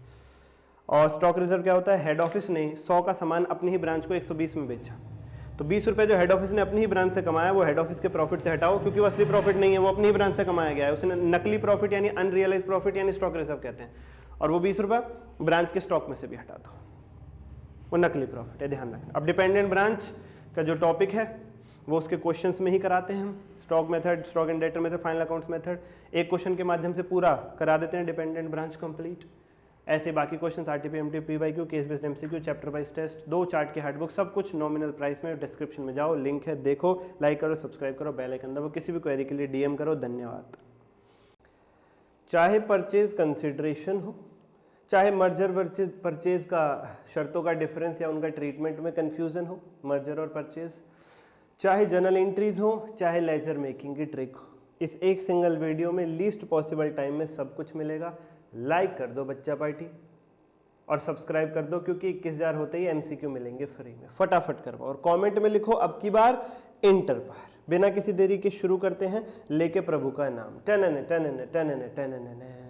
सबसे पहले बात कर लेते हैं अमेलगमेशन होता क्या है। जब 2 कंपनियां मिलकर के अपनी एंटिटी खत्म कर देती हैं और अपने एसेट्स लायबिलिटीज को एक नई कंपनी में ट्रांसफर करके इकट्ठा मिलकर एक नई शुरुआत करती हैं, उसे अमेलगमेशन कहते हैं। जैसे मान लीजिए वोडाफोन और आइडिया दोनों मिल गए, उन्होंने बना ली वी। वोडाफोन ने अपने एसेट लायबिलिटी वी में ट्रांसफर कर दिया, आइडिया ने अपने। वोडाफोन आइडिया खत्म, उनकी लीगल एंटिटी खत्म, वी पैदा हो गई दोनों का मिलकर। This is amalgamation. कई बार ऐसा भी हो जाता है, एक कंपनी दूसरी कंपनी को खरीद लेती है, Vodafone plus Idea equal to Vodafone. Vodafone ने आइडिया को अपने अंदर संभाल लिया, उसका नाम खरीद लिया, अपना नाम बनाए रखा, उसका नाम मिटा दिया। इसे एब्जॉर्प्शन कहते हैं। कई बार ऐसा भी हो जाता है, एक कंपनी है ए, उसी की मरम्मत करके उसी में शेयर होल्डर वगैरह चेंज करके उसका नया नाम से उसे मार्केट में ले आए, बी नाम रख दिया। ए नाम की गुडविल खराब हो गई थी, बी नाम रख दिया मरम्मत करके शेयर होल्डर वगैरह चेंज करके। इसे एक्सटर्नल रिकंस्ट्रक्शन कहते हैं। सर चैप्टर तो अमेलगमेशन है, एब्जॉर्प्शन एक्सटर्नल रिकंस्ट्रक्शन का मतलब क्यों बता रहे हो? क्योंकि तीनों की अकाउंटिंग सेम होती है और वो इस चैप्टर में सिखाई जाती है आपको। जो अमेलगमेशन की अकाउंटिंग है वही एब्जॉर्प्शन वही एक्सटर्नल रिकंस्ट्रक्शन की भी है। ओके सर जी, ये हो गया मीनिंग। अब पीसी क्या होती है? प्यारे बच्चों, लेट सपोज एब्जॉर्प्शन का एग्जांपल लेते हैं, a plus B equal to A, यानी ए ने बी को खरीद लिया, एब्जॉर्ब कर लिया अपने अंदर। तो क्या ए जो है, जो बी को खरीद रही है, उसके एसेट लायबिलिटी को खरीद रही है, वो पेमेंट नहीं करेगी बी के शेयर होल्डर्स को? करेगी। A will pay to the shareholders of B. क्या पे करेगी? वो शेयर्स देगी, कैश देगी, पेमेंट करेगी। बिजनेस खरीदने के बदले में पेमेंट करनी पड़ती है। उसी पेमेंट के अमाउंट को चाहे कैश में दिया जा रहा हो चाहे शेयर्स में दिया जा रहा हो, परचेज कंसिडरेशन कहते हैं। परचेज यानी खरीदने, कंसिडरेशन यानी कि बदले में भुगतान जो आपको करना पड़ रहा है, that is called purchase consideration. ये परचेज कंसिडरेशन निकालने के दो तरीके हो सकते हैं, नेट पेमेंट मेथड और नेट एसेट मेथड बच्चा पार्टी। अब सर नेट पेमेंट मेथड कब लगेगा और नेट एसेट मेथड कब लगेगा, मैं बता देता हूं आपको। अगर परचेज कंसिडरेशन बिल्कुल साफ साफ क्वेश्चन ने दे रखी है बच्चा पार्टी, बिल्कुल साफ साफ, उसने ये बता दिया कि इतने शेयर्स दिए जाएंगे, इतना कैश दिया जाएगा, कैलकुलेशन में कहीं भी कोई दिक्कत नहीं आ रही है, कैसे भी सारा डाटा गिवन है क्वेश्चन के अंदर, तो नेट पेमेंट मेथड है वो। मतलब नेट पेमेंट मेथड का मतलब सीधा सीधा कैलकुलेट करो। ए ने बी को खरीदा, क्वेश्चन ने बता दिया ए जो है वो बी के इक्विटी शेयर होल्डर्स को इतना कैश देगी, इतने शेयर्स देगी। ए जो है वो बी के प्रेफरेंस होल्डर्स को इतना कैश देगी, इतने शेयर्स देगी। सीधा सीधा बता दिया, सब कैलकुलेट होके आ गया, आपने टोटल मार लिया, this is net payment method. लेकिन कई बार क्वेश्चन कुछ डाटा मिसिंग कर देता है। ये नहीं बताएगा कैश कितना दिया जा रहा है परचेज कंसिडरेशन में, ये नहीं बताएगा शेयर्स कितने दिए जा रहे हैं, वो तुम्हें खुद निकालने पड़ते हैं। तब लगाते हैं हम नेट एसेट मेथड। और नेट एसेट मेथड से पीसी निकालने का फॉर्मूला है asset taken over at agreed values minus liabilities taken over at agreed values. मतलब ए ने बी के जो जो एसेट टेक ओवर कर लिए, वो जो टेक ओवर नहीं हुए उन्हें छोड़ देना, जो टेक ओवर हुए वो उठाने केवल, माइनस ए ने बी की जो लायबिलिटीज टेक ओवर कर ली, जो लायबिलिटी टेक ओवर नहीं वो छोड़ देना, जो टेक ओवर है केवल वो। Asset taken over minus liabilities taken over, ये आपकी पीसी आ जाएगी नेट एसेट मेथड। और याद रखना एग्रीड वैल्यू लेना। एग्रीड वैल्यू कौन सी होती है? जो बैलेंस शीट के नीचे गिवन होती है क्वेश्चन में, जो बैलेंस शीट के नीचे गिवन होती है। झंझट खत्म। ठीक है सर, ये हो गया मीनिंग अमेलगमेशन का, पीसी हो गई। अब आ जाते हैं मर्जर और परचेज के डिफरेंस पे। तुम्हारा जीवन बीत गया, 10 टीचरों से तुमने पढ़ लिया, मर्जर और परचेज का डिफरेंस ही तुम्हारा क्लियर ना हुआ। लाइक करो अभी तक लाइक नहीं किया तो, क्योंकि अभी 2 मिनट में क्लियर होने वाला है। अगर 5 शर्तें पूरी हैं तो मर्जर का केस है, एक भी शर्त टूट गई उनमें से तो परचेज का केस है। और फिर ये भी बताऊंगा मर्जर में अकाउंटिंग क्या होती है, परचेज में अकाउंटिंग क्या होती है। फटाफट लाइक ठोको, सब्सक्राइब करो, फ्री एमसीक्यू पाओ, 21,000 होती है। मर्जर का जो केस है बच्चा पार्टी, वो 5 शर्तें, पांचों अगर पूरी हैं तो मर्जर, एक भी टूटी तो परचेज। सिंगम मींस मर्जर, यानी 5 शर्तें पूरी तो मर्जर, एक भी टूटी तो परचेज। कौन सी है 5 शर्तें? पहली शर्त प्यारे बच्चों, सारे एसेट्स, लायबिलिटीज, रिजर्व सब ट्रांसफर हो रहे हैं। कोई भी ऐसा एसेट या लायबिलिटी या रिजर्व नहीं है जो ट्रांसफर नहीं हो रहा है अमेलगमेशन या एब्जॉर्प्शन या एक्सटर्नल रिकंस्ट्रक्शन के अंदर, सब ट्रांसफर हो रहे हैं। सब asset not taken over, liability not taken over, reserve not taken over जैसा कुछ है ही नहीं, सारे एसेट, लायबिलिटी, रिजर्व सब टेक ओवर किए जा रहे हैं। अच्छा, दूसरी शर्त, जो परचेसिंग कंपनी जो asset, liability, reserve take over कर रही है वो उनको अपनी बुक्स के अंदर बुक वैल्यू पर ही लिख करके चल रही है। तीसरी शर्त, 90% शेयर होल्डर सेम है, पुरानी कंपनी के 90% इक्विटी शेयर होल्डर ट्रांसफर होकर नई कंपनी में आ रहे हैं। अगली शर्त, परचेज कंसिडरेशन में उन इक्विटी शेयर होल्डर्स को केवल इक्विटी शेयर्स दिए जा रहे हैं और कुछ नहीं, केवल फ्रैक्शन शेयर्स के लिए कैश अलाउड है। और पुरानी कंपनी का बिजनेस नई कंपनी कंटिन्यू करेगी। ये 5 शर्तें पूरी तो मर्जर, एक भी शर्त टूटी तो परचेज। आई रिपीट अगेन, सारे एसेट, लायबिलिटी, रिजर्व सब ट्रांसफर हो रहे हैं। ट्रांसफर होने के बाद नई कंपनी उन्हें बुक वैल्यू पर ही लिख करके चल रही है। पुरानी कंपनी के 90% इक्विटी शेयर होल्डर नई कंपनी में मौजूद है और उनको पीसी में केवल इक्विटी शेयर्स दिए जा रहे हैं, except cash for fraction shares. और पुरानी कंपनी का बिजनेस कंटिन्यू रहेगा। 5 पूरी तो मर्जर, एक भी टूटी तो परचेज। अब सर फर्क क्या पड़ जाता है मर्जर और परचेज से? क्या फर्क पड़ जाता है? केवल रिजर्व्स के ट्रीटमेंट पे फर्क पड़ता है, बाकी सारी अकाउंटिंग सेम रहती है, केवल रिजर्व्स के ट्रीटमेंट पर फर्क पड़ता है, वो भी परचेजिंग कंपनी के, न्यू कंपनी के।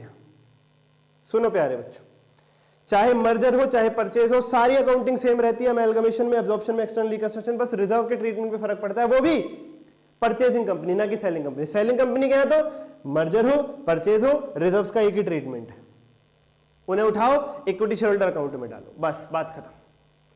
यानी मर्जर हो चाहे परचेज हो, 5 शर्तें पूरी हो चाहे कोई भी टूट रही हो, मर्जर हो चाहे परचेज हो, केवल रिजर्व के ट्रीटमेंट पे फर्क पड़ता है, वो भी परचेजिंग कंपनी का। सेलिंग कंपनी का है तो रिजर्व का, मर्जर हो चाहे परचेज हो, एक ही ट्रीटमेंट है, क्या? उठाओ इक्विटी शेयर होल्डर अकाउंट में डालो, reserve account debit to equity share holder account. हाँ, किसी रिजर्व के अगेंस्ट थोड़ी बहुत लायबिलिटी है तो उतना पोर्शन रियलाइजेशन अकाउंट में जाएगा, बाकी वाला ही इक्विटी शेयर होल्डर अकाउंट में जाएगा। जैसे मान लो एक रिजर्व है रिटायरमेंट ग्रेच्युटी, 1 लाख रुपए का है, क्वेश्चन में लिखा है इसमें से 20,000 की क्लेम है, तो retirement gratuity account debit 1 lakh, to जो क्लेम वाला पोर्शन है वो रियलाइजेशन में डालना 20,000 और बाकी 80,000 ही इक्विटी शेयर होल्डर अकाउंट में डालना। ठीक है सर, ठीक है सर, ठीक है सर। मर्जर हो, परचेज हो, 5 शर्तें पूरी हो, कोई भी टूटी हो, रिजर्व के ट्रीटमेंट में फर्क पड़ता है केवल, वो भी परचेजिंग कंपनी का, सेलिंग कंपनी का है तो रिजर्व उठाओ इक्विटी शेयर होल्डर अकाउंट में डालो। तो सर परचेजिंग कंपनी का क्या ट्रीटमेंट फर्क पड़ता है? अगर मर्जर का केस है तो परचेजिंग कंपनी की बुक्स में मैंने बताया सारे रिजर्व टेक ओवर होंगे, बुक वैल्यू पर लिखे जाएंगे। और अगर परचेज का केस है, कोई शेयर टूट गई है, तो परचेजिंग कंपनी के यहाँ केवल स्टैट्यूटरी रिजर्व टेक ओवर होंगे और जर्नल एंट्री पास होगी amalgamation adjustment reserve account debit to statutory reserve account. Statutory reserve जैसे कि जो किसी स्टैट्यूट ने कहा कि बनाना मैंडेटरी आपको कुछ समय तक, या कुछ टैक्स बेनिफिट आपको पाने इसलिए आपको बनाना मैंडेटरी है, export project reserve, export profit reserve, वो वगैरह वगैरह।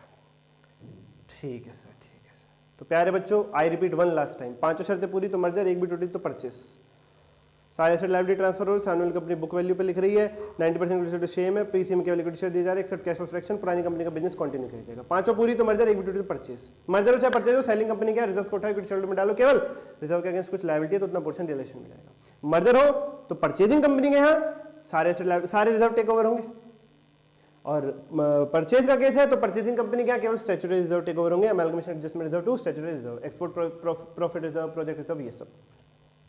ठीक है सर जी, ठीक है सर जी। अच्छा जी, बात कर लेते हैं जर्नल एंट्रीज की, पुरानी कंपनी की बुक्स में, ओल्ड कंपनी यानी सेलिंग कंपनी की बुक्स में।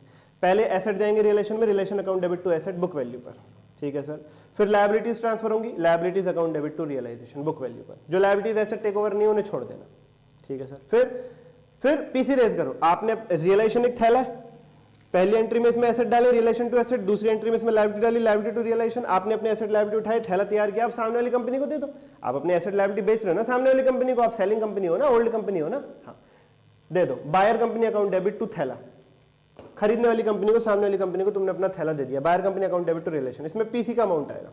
अब क्या होगा, तुमने अपने एसेट डाले थैले में, रिलेशन टू एसेट लायबिलिटी डाली, लायबिलिटी टू रियलाइजेशन, थैला तैयार करके सामने वाली कंपनी को दे दिया, बायर कंपनी रियलाइजेशन, अपने एसेट लायबिलिटी तुमने सामने वाली कंपनी को दे दिया, अब उससे प्राप्त करो, अपने सामान की कीमत प्राप्त करो। अब तुम्हें पीसी मिलेगी, कैश मिलेगा, नाच मेरी बुलबुल तुझे कैश मिलेगा, इक्विटी शेयर मिलेगा, प्रेफरेंस शेयर मिलेंगे टू बायर कंपनी। अब उनसे पैसा ले लो, अपने सामान की कीमत ले लो, वो तुम्हें कैश देंगे, शेयर्स वगैरह देंगे, तुम्हारे पास कैश आएगा, cash account debit, equity shares account, equity shares debit, preference share आएंगे, preference share account debit to buyer company account. अब तुम क्या करोगे, रियलाइजेशन पे कुछ खर्चा है तो पहले वो पे कर दो, रियलाइजेशन टू कैश बैंक, और अब अपने प्रेफरेंस शेयर होल्डर्स को बुलाओ। मैं हूं वो कंपनी जिसने अपने एसेट उठाए थैले में डाले, रिलेशन टू एसेट, लायबिलिटी डाली, लायबिलिटी टू रियलाइजेशन, थैला सामने वाली कंपनी को पकड़ा दिया, बायर कंपनी टू रियलाइजेशन, उस कंपनी से cash equity share preference share to buyer company ले लिए, cash equity share preference share ले लिए। अब मैं अपने प्रेफरेंस होल्डर्स को बुलाऊंगा और इक्विटी होल्डर्स को बुलाऊंगा, उन्हें दे दूंगा ये पैसा, कंपनी का थोड़ी कुछ होता है, अल्टीमेटली तो शेयर होल्डर्स का ही होता है। तो प्रेफरेंस होल्डर्स को बुलाओ, preference share capital account debit to preference share holder, और प्रेफरेंस होल्डर्स के लिए जो प्रेफरेंस शेयर्स और कैश आए हैं वो उनको दे दो, preference holder account debit to preference share to cash, preference share capital account debit to preference share holders, preference holder account debit to preference share to cash. पहले उनको बुलाओ, preference share capital account debit to preference share holder, फिर उनके लिए जो preference shares और cash आए वो उनको दे दो, preference holder account debit to preference shares account to cash account, difference realisation account. ऐसे इक्विटी होल्डर्स अकाउंट को बुलाओ, उनसे पूछो उन्हें क्या चाहिए, वो क्या मांगेंगे, कैपिटल और reserve. Equity share holders capital और रिजर्व दो पैसा मांगते हैं, उनका अधिकार कैपिटल और रिजर्व पे होता है।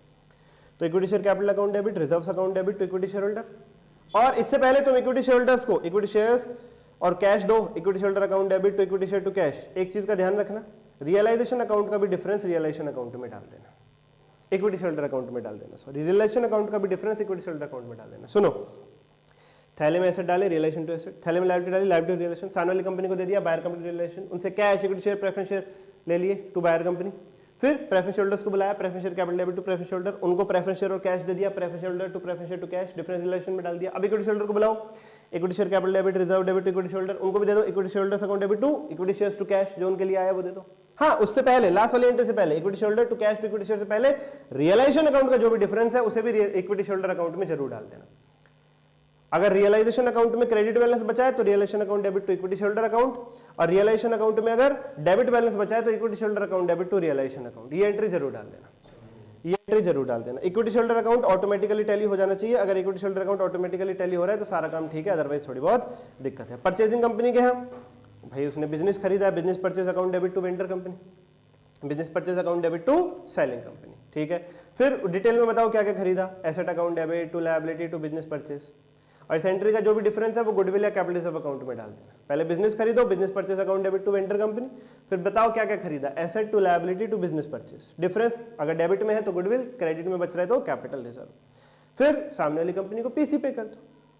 अभी एक चौथी एंट्री नहीं थी सेलिंग कंपनी के यहाँ जो पीसी प्राप्त कर रही थी, वो आ कहाँ से रही है, परचेजिंग कंपनी के यहाँ से, तो परचेजिंग कंपनी के यहाँ भी तो पीसी पेमेंट की एंट्री होगी, vendor company account debit to cash to preference share capital to equity share capital, और अगर प्रीमियम पे इशू हो रहे हैं तो टू सिक्योरिटी प्रीमियम रिजर्व और आ जाएगा। डिवेंचर्स कन्वर्ट हो रहे हैं तो debentures in vendor company to debenture, और रियलाइजेशन एक्सपेंसेस की एंट्री अगर हमको यहाँ पे करनी है परचेजिंग कंपनी न्यू कंपनी के यहाँ तो गुडविल या capital reserve account debit to cash accordingly. Goodwill आई थी तो गुडविल, इस वाली एंट्री में गुडविल आई थी तो goodwill to cash, second entry में गुडविल आया था तो goodwill to cash, capital reserve है तो कैपिटल रिजर्व टू कैश।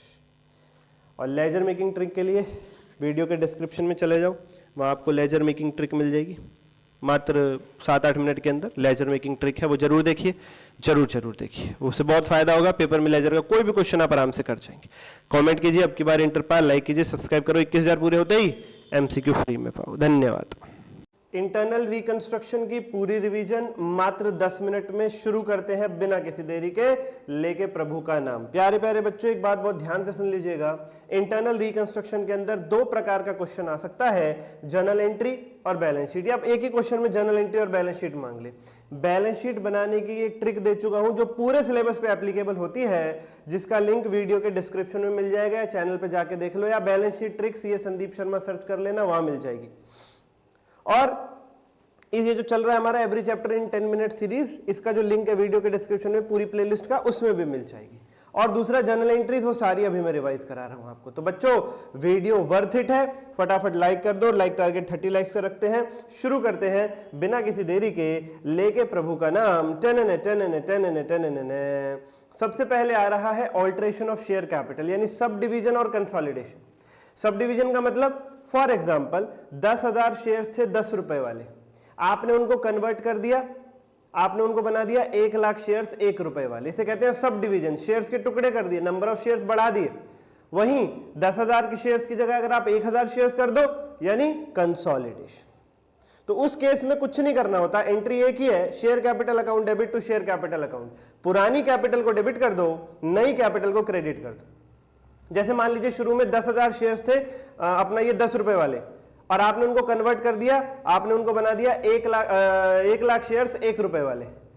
तो आप एंट्री लिखोगे share capital account debit to share capital, 10,000 into 10 debit में और 1 लाख इंटू 1 क्रेडिट में। इसी प्रकार से मान लीजिए 10,000 शेयर से 10 रुपए वाले, आपने उन्हें कन्वर्ट कर दिया, आपने उन्हें 1,000 शेयर्स बना दिया 100 रुपए वाले, कंसोलिडेशन कर दिया। तब भी एंट्री यही है, share capital to share capital, ऊपर 10,000 इंटू 10, नीचे 1,000 इंटू 100, नीचे फूलों की दुकान, ऊपर गोरी का मकान। मतलब पुरानी कैपिटल डेबिट, नई कैपिटल क्रेडिट, बात खत्म। ऑल्टरेशन ऑफ शेयर कैपिटल का मतलब यही होता है। ठीक है sir. Conversion of shares into stock and vice versa, share का स्टॉक बना देना, share capital account debit to stock, stock को शेयर्स में कन्वर्ट कर देना, stock account debit to share capital. बहुत सिंपल है। नेक्स्ट है reduction of share capital. Alteration of share capital क्या था, 10,000 इंटू 10 को कन्वर्ट कर दिया 1 लाख इंटू 1 में, या 1,000 इंटू 100 में, फाइनल अमाउंट 1 लाख ही आ रहा था। ये था ऑल्टरेशन ऑफ शेयर कैपिटल, यानी सब डिवीजन और consolidation. Reduction of share capital में क्या है, कुछ शेयर्स हमेशा के लिए खत्म हो जाते हैं। जैसे मान लीजिए 10,000 शेयर्स थे 10 रुपए वाले, 10,000 इंटू 10। क्वेश्चन में लिखा है इक्विटी शेयर होल्डर्स ने 1 लाख में से अपने 30% माफ कर दिया, 30% माफ कर दिया, तो क्या होगा, share capital account debit 1 lakh debit हो जाएगा टू शेयर कैपिटल अकाउंट। नई कैपिटल कितनी बची है, 70,000, और जो डिफरेंस है वो 30,000 वहीं चला जाएगा कैपिटल रिडक्शन अकाउंट में। यानी प्यारे बच्चों यहां भी एंट्री वही है, पुरानी कैपिटल डेबिट टू नई कैपिटल। पुरानी कैपिटल कितनी थी, 10,000 इंटू 10 1 लाख, नई कैपिटल कितनी है 70,000, share capital account debit 1 lakh to share capital account 70,000। बस यहां पे डिफरेंस आ जाता है डेबिट और क्रेडिट में, वो डिफरेंस कहां डाल दोगे, कैपिटल रिडक्शन अकाउंट में, बात खत्म। वो डिफरेंस कहां डाल दोगे, कैपिटल रिडक्शन अकाउंट में, बात खत्म, बात खत्म। ठीक है सर, ठीक है। रूल वही है, पुरानी कैपिटल डेबिट टू नई कैपिटल। कॉन्टिजेंट लायबिलिटी अगर वेव ऑफ हो जाए उसकी कोई जर्नल एंट्री नहीं होगी, याद रखना। अगर कॉन्टिजेंट लायबिलिटी की पेमेंट करनी पड़ जाए तो capital reduction account debit to bank. यदा तदा सर्वदा अकाउंट्स में जब भी पेमेंट करोगे बैंक को क्रेडिट करोगे। और इंटरनल रिकंस्ट्रक्शन के चैप्टर में डेबिट क्या होगा, कैपिटल रिडक्शन अकाउंट। ये कॉन्टिजेंट लायबिलिटी, एक नई लायबिलिटी, एक ऐसी लायबिलिटी जो पहले मौजूद नहीं थी, अभी अभी निकल करके आई है। नई लायबिलिटी जो पहले नहीं है वो पेमेंट करनी पड़ जाए, हमेशा कैपिटल रिडक्शन अकाउंट का यूज होगा, याद रखना। Okay sir. और सर कैश की जगह अगर शेयर्स में पेमेंट कर रहे हो तो capital reduction account debit to share capital निकल करके आ जाएगा। Capital reduction account debit to share capital. Bank से पेमेंट नहीं कर रहे तो बैंक नहीं क्रेडिट होगा, शेयर्स दे रहे हो तो शेयर कैपिटल आ जाएगा बैंक की जगह क्रेडिट में। नेक्स्ट है liability paid. Next is liability paid. Liability की पेमेंट कर रहे हैं आप तो बहुत ही सिंपल चीज है, liability account debit to bank. Liability जब जब पे होती है हम उसको डेबिट करके चलते हैं, याद रखना। लायबिलिटी अकाउंट हो जाएगा डेबिट और बैंक से पेमेंट करोगे तो टू बैंक अकाउंट आ जाएगा, टू बैंक अकाउंट आ जाएगा, ठीक है सर। और अगर शेयर्स दे रहे हो तो टू बैंक की जगह शेयर कैपिटल आ जाएगा, शेयर कैपिटल आ जाएगा। डिफरेंस कैपिटल रिडक्शन अकाउंट में चला जाएगा। वही चीज है, वही चीज है।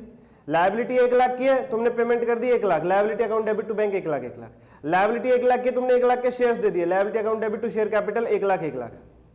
लायबिलिटी 1 लाख की, तुमने पेमेंट करी है चाहे बैंक से चाहे शेयर से 80,000 की, तो लायबिलिटी अकाउंट डेबिट होगा 1 लाख, टू बैंक है टू शेयर कैपिटल में आएगा 80,000 और बाकी का 20,000 कैपिटल रिडक्शन अकाउंट में चला जाएगा।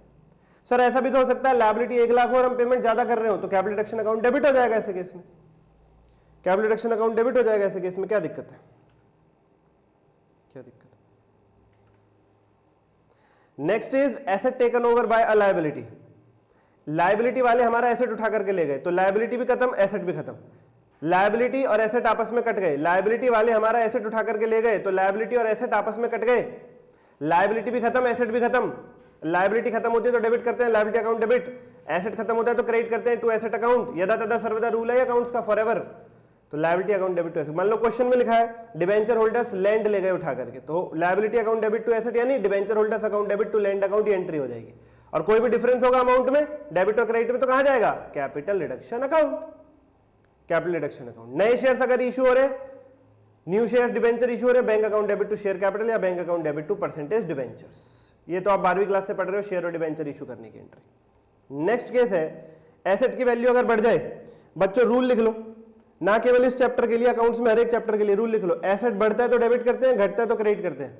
लायबिलिटी बढ़ती है तो क्रेडिट करते हैं, घटती है तो डेबिट करते हैं।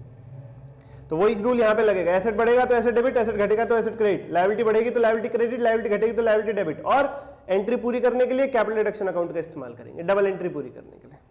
वही आपके सामने अगला केस लिखा हुआ है, वही आपके सामने अगला केस लिखा हुआ है, ठीक है सर। नेक्स्ट, इन्वेस्टमेंट बेच दी तो पैसा आएगा, पैसा आएगा तो बैंक डेबिट होगा, और इन्वेस्टमेंट चली गई, credit what goes out, credit कर देंगे, bank account debit to investment. अब प्रॉफिट हो चाहे लॉस हो, कैपिटल रिडक्शन अकाउंट में चला जाएगा, जो भी डिफरेंस है। इन्वेस्टमेंट गई थी 1 लाख की, पैसे आए हैं 1,20,000, तो 20,000 का फायदा कैपिटल रिडक्शन अकाउंट में क्रेडिट हो जाएगा। उल्टा केस होगा तो डेबिट हो जाएगा। Payment of capital commitment penalty unforeseen liability, वही बात हो गई कॉन्टिजेंट लायबिलिटी की तरह। कोई नई लायबिलिटी पे करनी पड़ गई जो बैलेंस शीट में थी नहीं, capital reduction account debit to bank. जैसे कॉन्टिजेंट लायबिलिटी की पेमेंट थी वैसे ये capital reduction account debit to bank account. जिस कंपनी का इंटरनल रिकंस्ट्रक्शन हो रहा हो उसके नाम के पीछे एंड रिड्यूस वर्ड लगाना मत भूल जाना, एंड रिड्यूस्ड वर्ड लगाना मत भूल जाना, ठीक है सर। जो भी फिक्स्ड एसेट का अमाउंट आप राइट ऑफ करते हो इंटरनल रिकंस्ट्रक्शन चैप्टर में, वो 5 साल तक नोट्स में शो किया जाता है कि हमने इतना अमाउंट राइट ऑफ किया था इंटरनल रिकंस्ट्रक्शन के वक्त एसेट्स का। ये बात ध्यान रखना, ये थ्योरेटिकल पॉइंट है, वैसे आपको कहीं करके नहीं दिखाना, ये थ्योरेटिकल पॉइंट है बस। Settlement of taxation liability, tax की पेमेंट, टैक्स की पेमेंट, टैक्स की पेमेंट। अब पेमेंट है तो बैंक क्रेडिट होगा टू बैंक अकाउंट, डेबिट क्या होगा? अगर प्रोविजन बनाया था टैक्स के लिए, पहले से तैयारी कर रखी थी तो प्रोविजन फॉर टैक्स, नहीं तो liability for tax. Difference capital reduction account में चला जाएगा, बहुत ही सिंपल। टैक्स की पेमेंट कर रहे हो, पेमेंट तो मैंने बता दिया बैंक क्रेडिट होगा, डेबिट क्या होगा? तैयारी थी टैक्स की तो प्रोविजन फॉर टैक्स, नहीं तो liability for tax. Difference capital reduction account. Liability exchanged, इसका क्या मतलब है? पुरानी लायबिलिटी के बदले नई लायबिलिटी आ गई। 9% डिबेंचर्स कन्वर्ट हो गए 10% डिबेंचर्स में, तो यहां भी वही रूल है, पुराने डिबेंचर डेबिट टू नए डिबेंचर। जैसे कैपिटल चेंज होती थी तो पुरानी कैपिटल डेबिट टू नई कैपिटल, ऐसे ही लायबिलिटी चेंज होगी तो पुरानी लायबिलिटी डेबिट टू नई liability, old liability account debit to new liability. 9% debentures account debit to 10% debentures account. काम खत्म, पैसा हजम, खेल खत्म। Share holders are given debentures, कई बार शेयर होल्डर्स को डिबेंचर्स दे देते हैं तो कैपिटल कन्वर्ट हो गई है डिबेंचर्स में। इसका मतलब ये है शेयर होल्डर्स के पास क्या होती है? शेयर कैपिटल, उनको तुमने डिबेंचर होल्डर बना दिया, मतलब शेयर कैपिटल कन्वर्ट हो गई डिबेंचर्स में, तो share capital account debit to debentures account, खेल खत्म, पैसा जम। और difference capital reduction account, capital reduction account में। अगली बात, अगर क्वेश्चन में बाय वर्ड लिखा है, जैसे मान लीजिए क्वेश्चन में लिखा है reduce value of plant by 10,000, तो सीधा जनरल एंट्री में गो स्ट्रेट, सीधा 10,000 लिखो जनरल एंट्री में, सीधा 10,000 का अमाउंट आएगा, कोई प्लस माइनस कोई डिफरेंस नहीं लेना। पर अगर क्वेश्चन में लिखा है 2 या 8, रिड्यूस प्लांट 2, रिड्यूस प्लांट 8, या इंक्रीज प्लांट 2, इंक्रीज प्लांट 8, तो क्वेश्चन की बैलेंस शीट की वैल्यू और 2 और 8 के आगे जो वैल्यू लिखी होगी उनमें जो डिफरेंस होगा वो जनरल एंट्री में जाएगा। आई रिपीट अगेन, अगर क्वेश्चन में लिखा है बाय वर्ड, तो जितना बाय के आगे अमाउंट लिखा है उतना ही जनरल एंट्री में लिखो। अगर क्वेश्चन में 2 या 8 लिखा है तो 2 या 8 के आगे वाले अमाउंट और बैलेंस शीट जो क्वेश्चन में दे रखी है उसमें जो अमाउंट है उनका डिफरेंस जनरल एंट्री में जाएगा, उनका डिफरेंस जनरल एंट्री में जाएगा। एंड प्यारे बच्चों, अगर रिजर्व्स है तो पहले रिजर्व्स का इस्तेमाल करेंगे लॉसेस को राइट ऑफ करने के लिए इंटरनल रिकंस्ट्रक्शन चैप्टर में। Uncalled capital is to be called up means, मान लीजिए 10 रुपए का शेयर था, कंपनी ने अभी 8 रुपए मांगे थे, 2 रुपए और मांग रही है अब कंपनी, तो bank account debit to share capital, या bank to share call to share capital, ऐसे भी लिख सकते हो, तब भी वही बात पड़ेगी। और reconstruction expenses same, contingent liability और अनफोर्सिन लायबिलिटी की तरह, capital reduction account debit to bank. Contingent liability हो, कैपिटल कमिटमेंट हो, पेनल्टी हो, अनफोर्सिन लायबिलिटी हो, रिकंस्ट्रक्शन एक्सपेंसेस हो, एक ही एंट्री है, capital reduction account debit to bank account. बच्चों इससे सारा स्टडी मैट आरटीपी पीवाईक्यू सब कवर हो गया।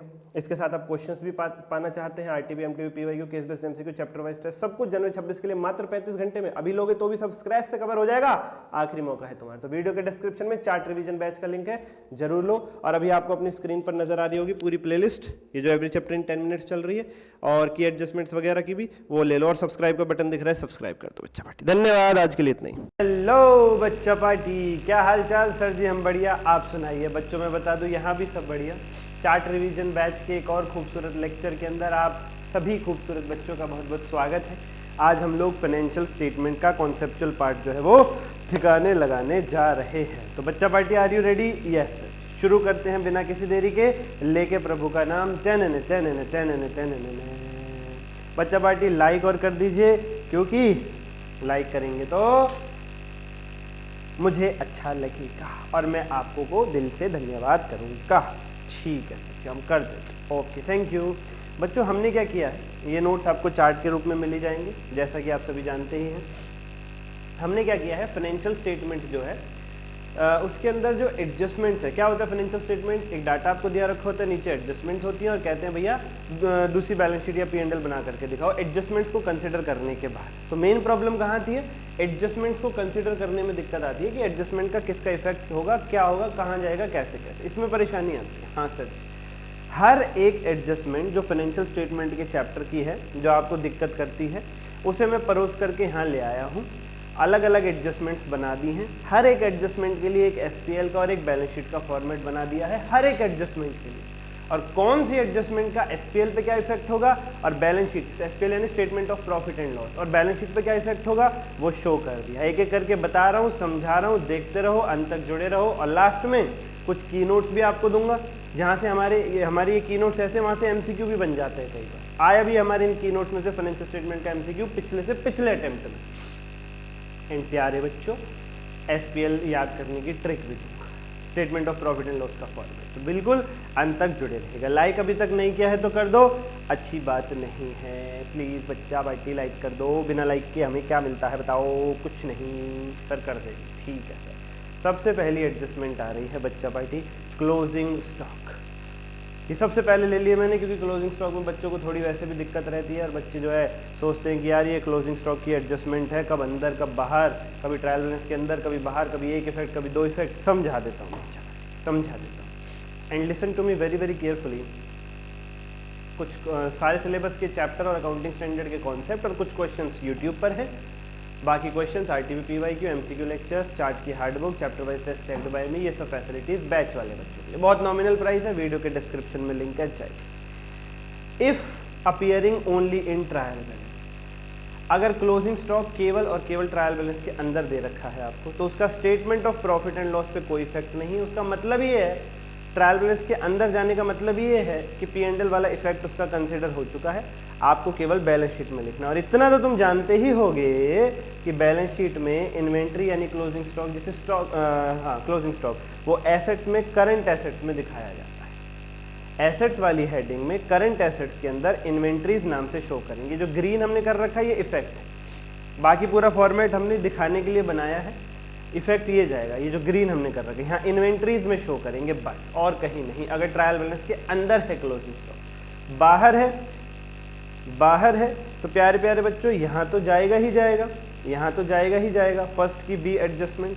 साथ ही साथ जो हमारा statement of profit and loss में चेंजेस इन इन्वेंट्रीज होता है, जिसके अंदर हम ओपनिंग स्टॉक में से क्लोजिंग स्टॉक को माइनस करके लिखते हैं, यहाँ पर भी ओपनिंग में से क्लोजिंग स्टॉक को माइनस करेंगे और जो आएगा वो लिख करके चलेंगे। यानी क्लोजिंग स्टॉक अगर ट्रायल बैलेंस के बाहर है तो उसके दो इफेक्ट, वैसे भी ट्रायल बैलेंस के अंदर कोई भी आइटम हो उसका एक ही इफेक्ट जाना है, एक दूसरे हो चुका है। ट्रायल बैलेंस के बाहर कोई भी आइटम है उसके दो इफेक्ट जाने हैं, ठीक है सर। तो अगर क्लोजिंग स्टॉक केवल ट्रायल बैलेंस के अंदर है तो कहाँ जाएगा, बैलेंस शीट में एसेट्स में, बाहर है तो बैलेंस शीट में एसेट में तो जाएगा ही, करंट एसेट्स में इन्वेंट्रीज के नाम से। साथ ही साथ statement of profit and loss में जो चेंजेस इन इन्वेंट्री होता है जिसमें फॉर्मूला होता है ओपनिंग माइनस क्लोजिंग, वहां पर भी क्लोजिंग में लिख करके चलेंगे, ओपनिंग में से माइनस कर देंगे और जो आएगा उसे शो करके चलेंगे। नेगेटिव आए तो ब्रैकेट लगा देंगे, पॉजिटिव आए तो कोई दिक्कत नहीं। आउटस्टैंडिंग एक्सपेंसेस, वो एक्सपेंसेस प्यारे बच्चों जो आपने इनकर कर दिए हैं, वो एक्सपेंसेस प्यारे बच्चों जो आपने इनकर कर दिए हैं, अभी पे नहीं किए, अभी पे नहीं किए। जैसे फॉर एग्जाम्पल यहाँ पर जो हमारा स्टाफ है ऑफिस में, उनकी लेट सपोज सैलरी बनती है सबकी इस मंथ की मिला करके 1 लाख रुपए लेट सपोज, और मैंने अभी उसमें से 80% पेमेंट करी है, 20% अभी पे नहीं किया है। उन लोगों ने काम कर दिया, उनका काम पूरा है, मैंने उनसे काम करा लिया, मैंने अपना खर्चा इनकर कर लिया, इनकर मतलब अपने कंधों पर काम करवा लिया, अपने कंधों पर खर्चे की जिम्मेवारी ले ली, पे नहीं किया अभी, आउटस्टैंडिंग है। इसको आउटस्टैंडिंग इसलिए कहते हैं कि आउट यानी बाहर, स्टैंडिंग यानी खड़े हैं, वो पैसा मांगने वाले लोग बाहर ही खड़े, बिल्कुल अभी देना उनको पैसा, क्यों, उनका काम पूरा हो चुका है, अभी बताया जैसे मैंने।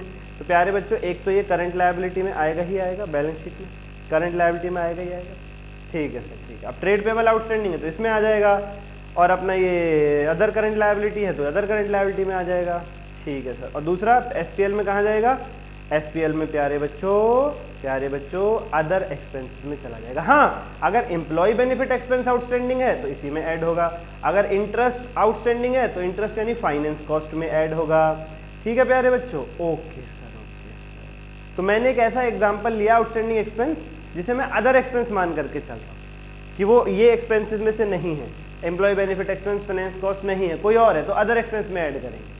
अगर ऐसा कोई एम्प्लॉय बेनिफिट, कोई सैलरी आउटस्टैंडिंग है, वेजेस आउटस्टैंडिंग है, इंटरेस्ट आउटस्टैंडिंग है, तो वो अकॉर्डिंगली वहीं पे ऐड होगा, अदर एक्सपेंसेस में नहीं जाएगा। कुल मिलाकर के मैं ये कह सकता हूँ P&L में एक्सपेंसेस में ऐड हो जाएगा और बैलेंस शीट में अकॉर्डिंगली करंट लायबिलिटी में चला जाएगा आउटस्टैंडिंग एक्सपेंस, ठीक है। ये सब चार्ट के रूप में बहुत छोटा छोटा लिखा हुआ मिलेगा आपको बैच के अंदर चार्ट में, तो चिंता ना करें,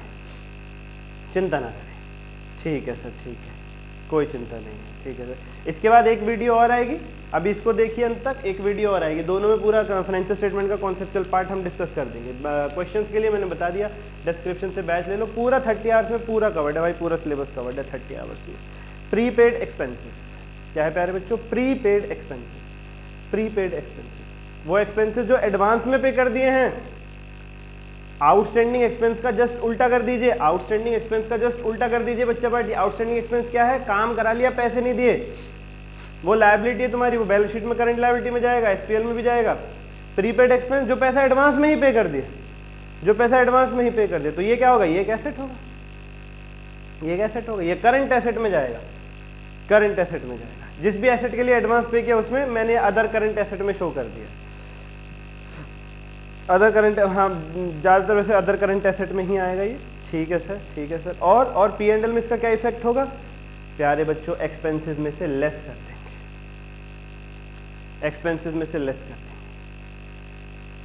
सर क्यों एक्सपेंसेस में से लेस क्यों कर रहे हैं भाई, अकाउंट्स का मैचिंग कॉन्सेप्ट ये कहता है कि ये प्रीपेड एक्सपेंस मतलब ये इस साल का है ही नहीं, ये अगले साल का है, तुमने अभी प्री पे कर दिया। प्रीपेड का मतलब होता है अगले साल का खर्चा अभी पे कर दिया, प्री पहले ही पे कर दिया, अगले साल का खर्चा इसी साल पे कर दिया। और मैचिंग कॉन्सेप्ट कहता है भाई अगले साल का खर्चा इस साल के P&L में हम नहीं लेंगे, इसमें केवल इसी साल से रिलेटेड लेंगे।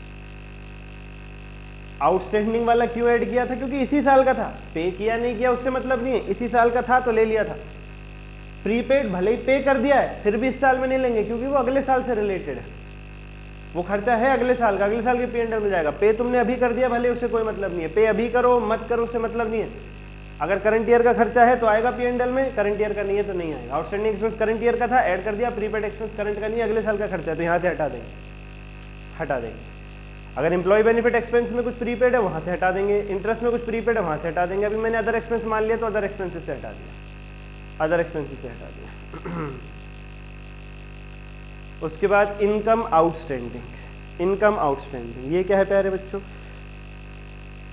लिख लीजिएगा इसे, इनकम आउटस्टैंडिंग मतलब हम मैं बता ही रहा हूँ, थोड़ा सा ध्यान दे दीजिएगा, कहने का मतलब ये ध्यान दीजिएगा। वो पैसा प्यारे बच्चों तुमने अपनी, आउटस्टैंडिंग एक्सपेंस का जस्ट उल्टा, आउटस्टैंडिंग एक्सपेंस क्या था, दूसरे से काम करवा लिया, पैसे तुमने दिए नहीं।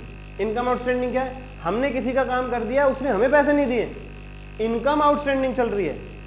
वो एक्सपेंसेस आउटस्टैंडिंग में हमारे गेट के आउटस्टैंडिंग कोई बाहर खड़ा था मांगने के लिए, इनकम आउटस्टैंडिंग में हम किसी के गेट के बाहर खड़े हैं पैसे मांगने के लिए। ठीक है सर, तो इसे कहाँ दिखाएंगे, एक तो अदर इनकम में ऐड करेंगे। सर मिला तो है ही नहीं पैसा, यही तो है मैचिंग कॉन्सेप्ट, अकाउंट्स का मैचिंग कॉन्सेप्ट यही तो कहता है, भले ही पैसा मिला ना हो तुमने अपनी जिम्मेवारी पूरी कर दी ना, आज नहीं तो कल मिलेगा ना। करंट ईयर में तुमने वो परफॉर्म किया ना सर्विस जिसके बदले तुम पैसा मांग रहे हो, तो करंट ईयर के P&L में लेना पड़ेगा, बात खत्म। पैसा मिले तुम्हें अगले साल, पिछले साल, बाद में मिले ना मिले, बैड डेट में डालना वो बात की बात है।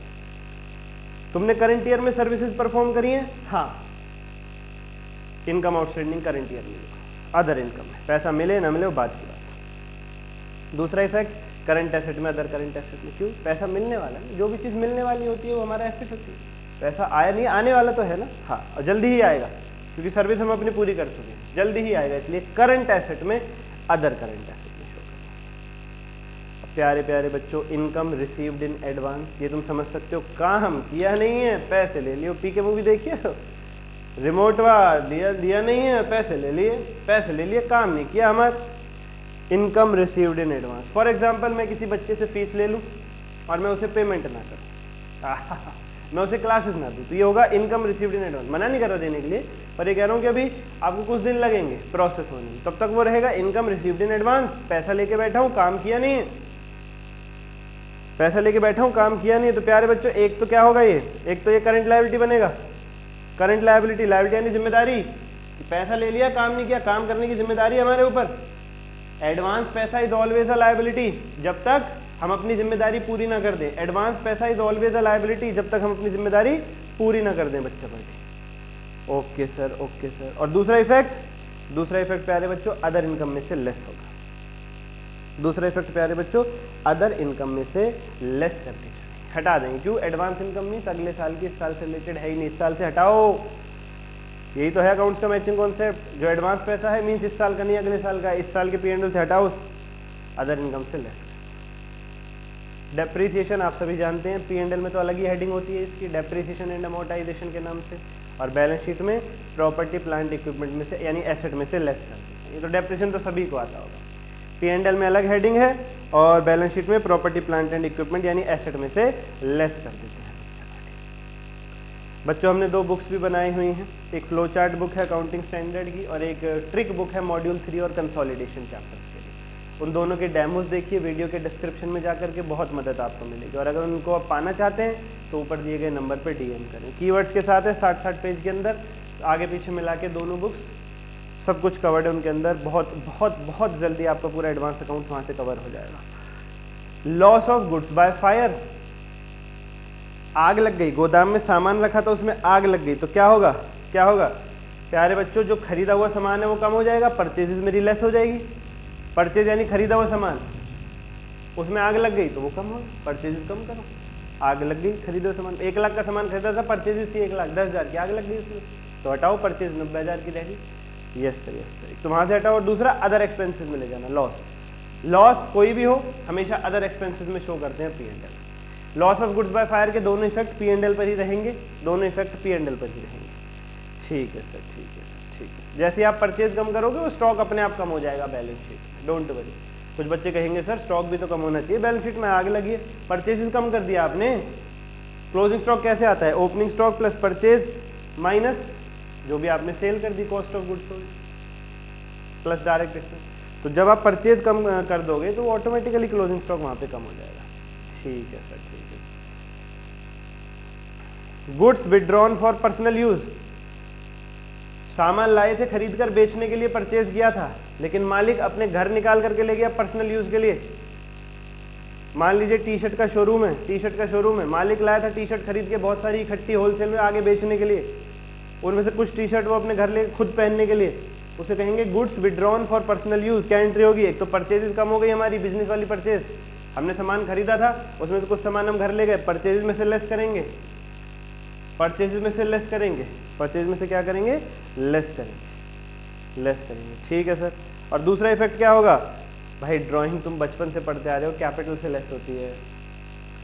ड्राइंग यानी मालिक जो अपने घर ले गया है बिजनेस की चीज़, तो उसे कहाँ से एडजस्ट करते हैं? मालिक के पैसे में से, कैपिटल में से। मालिक का रिकॉर्ड कहाँ रखते हैं? Capital account. बिजनेस और मालिक के बीच की ट्रांजैक्शन का रिकॉर्ड कहाँ रखते हैं? Capital account. तो मालिक ने अगर बिजनेस को कुछ दिया है तो कैपिटल अकाउंट में प्लस हो जाता है। मालिक बिजनेस के कुछ सामान को अपने लिए ले गया है तो कैपिटल से लेस हो जाता है, जैसे कि ड्राइंग्स बच्चा।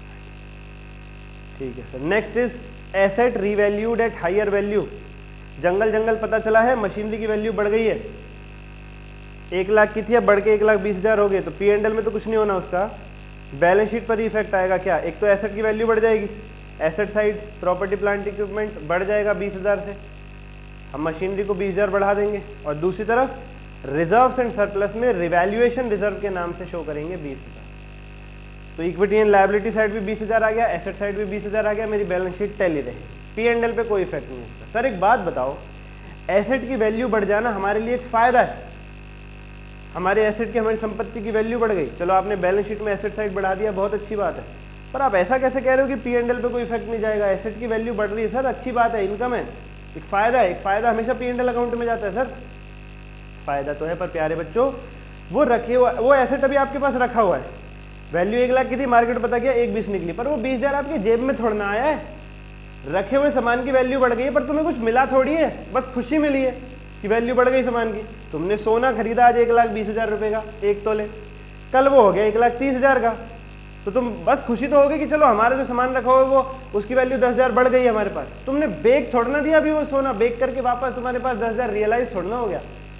आज बढ़ा है कल को घट भी सकता है सोना, आज मशीनरी की वैल्यू बढ़ी है कल को घट भी सकती है, इसलिए इस फायदे को P&L में ट्रांसफर नहीं करते, रिजर्व बना के रखते हैं, संभाल के रखते हैं, कल को अगर एसेट की वैल्यू घटेगी तो फिर काम आएगा ये पैसा, रिजर्व में डालते हैं, रिवैल्यूएशन रिजर्व।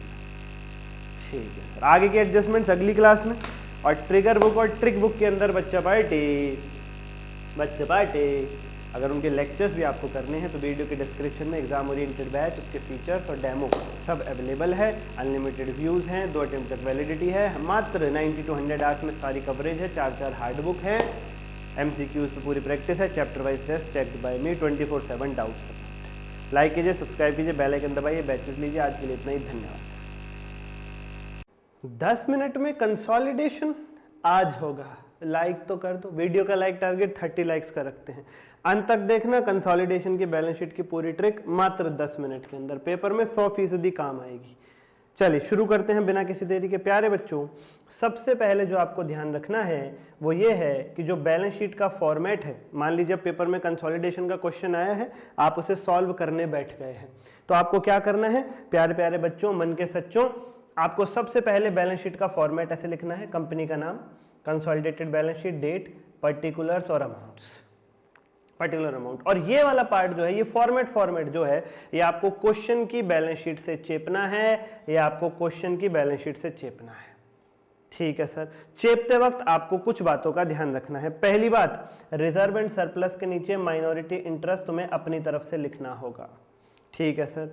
अगली बात, पीपीई के नीचे एक लाइन छोड़ोगे, हो सकता है इंटेंजिबल एसेट में गुडविल निकल करके आए। और अगली बात, नॉन करंट इन्वेस्टमेंट, यानी होल्डिंग ने सब्सिडरी में जो इन्वेस्टमेंट कर रखी है वो क्वेश्चन की बैलेंस शीट में दिखेगी आपको, होल्डिंग की बैलेंस शीट में नॉन करंट इन्वेस्टमेंट के नाम से, तुम आंसर की बैलेंस शीट में मत लिखना। तो ये हो गया पहला स्टेप, आपको नाम लिखो, कंसोलिडेटेड बैलेंस शीट, डेट डालो, पर्टिकुलर अमाउंट और फॉर्मेट चेप डालो, क्वेश्चन की बैलेंस शीट से चेपते वक्त रिजर्व सरप्लस के नीचे माइनॉरिटी इंटरेस्ट, पीपी के नीचे एक लाइन छोड़ना है, और non current investment, holding subsidy जो इन्वेस्टमेंट कर रखी है वो आंसर की बैलेंस शीट में नहीं लिखनी। इन बातों का ध्यान रखना, इन बातों का ध्यान रखना। और प्यारे प्यारे बच्चों, मन के सच्चों, अगर क्वेश्चंस भी करने कंसोलिडेशन के इस ट्रिक के माध्यम से 1 घंटे में बैलेंस शीट वाले सारे क्वेश्चंस तो मुझे डीएम करना है 8851007100। मैं आपको पीडीएफ भी शेयर कर दूंगा ये वाली, और आपको जो है फ्री ऑफ कॉस्ट वो लेक्चर भी दे दूंगा। और बताइए, सबसे पहले शेयर कैपिटल के अमाउंट की ट्रिक है होल्डिंग कंपनी। क्वेश्चन में होल्डिंग कंपनी की जो शेयर कैपिटल दे रखी है वो उठा करके यहाँ लिख दो, बात खत्म। ठीक है, रिजर्व सरप्लस बैलेंसिंग फिगर के तौर पे निकल करके आएगा जब पूरी बैलेंस शीट बन जाएगी। माइनॉरिटी इंटरेस्ट का फॉर्मूला, क्वेश्चन से सब्सिडरी की कैपिटल उठाओ। जो क्वेश्चन ने सब्सिडरी की कैपिटल दे रखी है, एस का मतलब है सब्सिडरी, क्वेश्चन से सब्सिडरी के रिजर्व सरप्लस उठाओ। ठीक है सर, क्वेश्चन में सब्सिडरी के एसेट के रिवैल्यूएशन पे प्रॉफिट है उसे प्लस कर दो, लॉस है तो माइनस कर दो, यानी सब्सिडरी की कैपिटल प्लस सब्सिडरी के reserve surplus plus revaluation profit minus revaluation loss.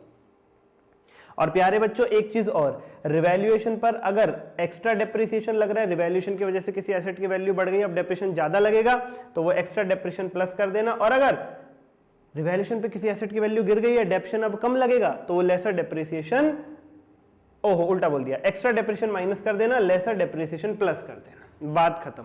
यानी माइनॉरिटी इंटरेस्ट की क्या ट्रिक है, सब्सिडरी की कैपिटल क्वेश्चन से उठाओ कैलकुलेटर पे लिखो, प्लस सब्सिडरी के रिजर्व सरप्लस क्वेश्चन से उठाओ कैलकुलेटर पे लिखो, plus revaluation profit minus revaluation loss minus extra depreciation due to revaluation plus lesser depreciation due to revaluation into minority के पास जितने प्रतिशत शेयर है, काम खत्म, पैसा आ जाओ। लॉन्ग टर्म बोरोइंग होल्डिंग और सब्सिडरी की जोड़ दो, इस पे स्टडी मेट में कोई और एडजस्टमेंट नहीं है। Short term borrowing holding subsidiary की जोड़ दो, ट्रेड पेबल होल्डिंग और सब्सिडरी के ट्रेड पेबल को जोड़ दो और माइनस कर दो इंट्रा ग्रुप बैलेंस, आपस का लेन देन, होल्डिंग और सब्सिडरी को एक दूसरे से जो लेना देना है वो माइनस कर दो। Cash and cash equivalent holding plus subsidiary कर दो, होल्डिंग के कैश कैश इक्विवेलेंट उठाओ, सब्सिडरी उठाओ, प्लस कर दो, आंसर में लिख दो। ये सब क्वेश्चन में गिवन होगा, होल्डिंग का कितना है, कैश एंड कैश इक्विवेलेंट का, सब्सिडरी का कितना है। ट्रेड रिसीवेबल के लिए जैसे ट्रेड पेबल का था, होल्डिंग के ट्रेड रिसीवेबल प्लस सब्सिडरी के ट्रेड रिसीवेबल माइनस आपस का लेन देन इंटर ग्रुप बैलेंस, ये क्वेश्चन में गिवन होता है।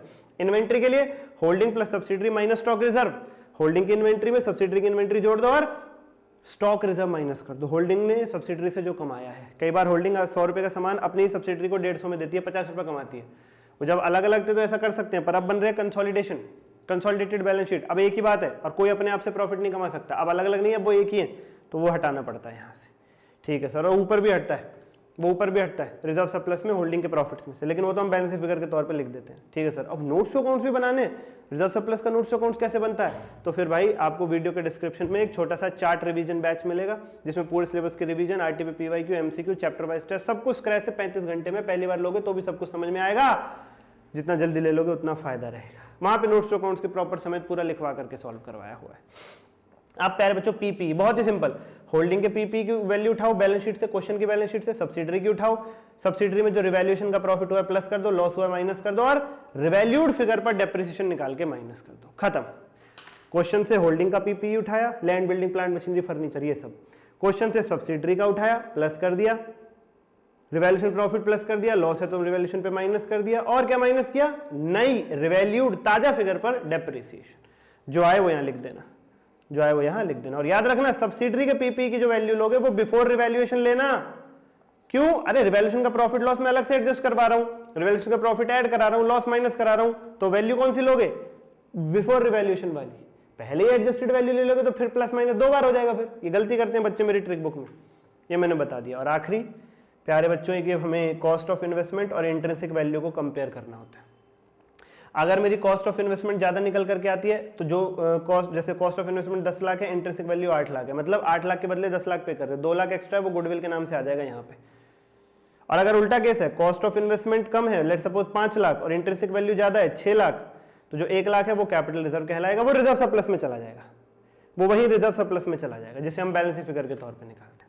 ठीक है sir, cost of investment question में गिवन होती है, इंट्रिंसिक वैल्यू का क्या फॉर्मूला है, सब्सिडरी की कैपिटल, सब्सिडरी के प्री एक्विजिशन वाले रिजर्व प्रॉफिट और revaluation profit plus revaluation loss minus into जो भी होल्डिंग के पास जितने परसेंट शेयर है सब्सिडरी के, काम खत्म, पैसा जमा। आई रिपीट अगेन, पीपी के नीचे जो लाइन छोड़ी है इसमें 2 चीजों को कंपेयर करना है, सीओआई और intrinsic value, cost of investment और इंट्रिंसिक वैल्यू। सीओआई ज्यादा है तो यहां लिख देना इंटेंजिबल एसेट में गुडविल, और अगर इंट्रिंसिक वैल्यू ज्यादा है तो वो कैपिटल रिजर्व में चला जाएगा, रिजर्व सरप्लस में। ठीक है सर, अब सीओआई क्वेश्चन में गिवन होती है, इंट्रिंसिक वैल्यू का फॉर्मूला सब्सिडरी कैपिटल क्वेश्चन से उठाओ plus pre acquisition reserve profit subsidiary के plus revaluation profit minus revaluation loss, जो भी आए मल्टीप्लाई कर दो, होल्डिंग के पास सब्सिडरी के जितने परसेंट शेयर है, खेल खत्म, पैसा आ जाओ। Sir pre acquisition reserve profit का मतलब होल्डिंग द्वारा सब्सिडरी के शेयर खरीदे जाने वाले दिन सब्सिडरी के पास पहले से ही जो रिजर्व प्रॉफिट मौजूद थे वो। लाइक करो, सब्सक्राइब करो, डिस्क्रिप्शन में जाओ, बैच लो, कॉमेंट करो, अब की बार इंटर पार सब्सक्राइब करो, 21,000 पे पहुंचाओ, एमसीक्यू फ्री में पाओ। 3 फ्री सीरीज चल रही हैं, एक चैप्टर एक क्वेश्चन के अंदर, हर एक को चैप्टर की रिवीजन 10 मिनट में, और हर एक चैप्टर की टॉप एडजस्टमेंट। 3 फ्री सीरीज चल रही है। सब्सक्राइब करो, बेल आइकन दबाओ। आज के लिए इतना ही, धन्यवाद।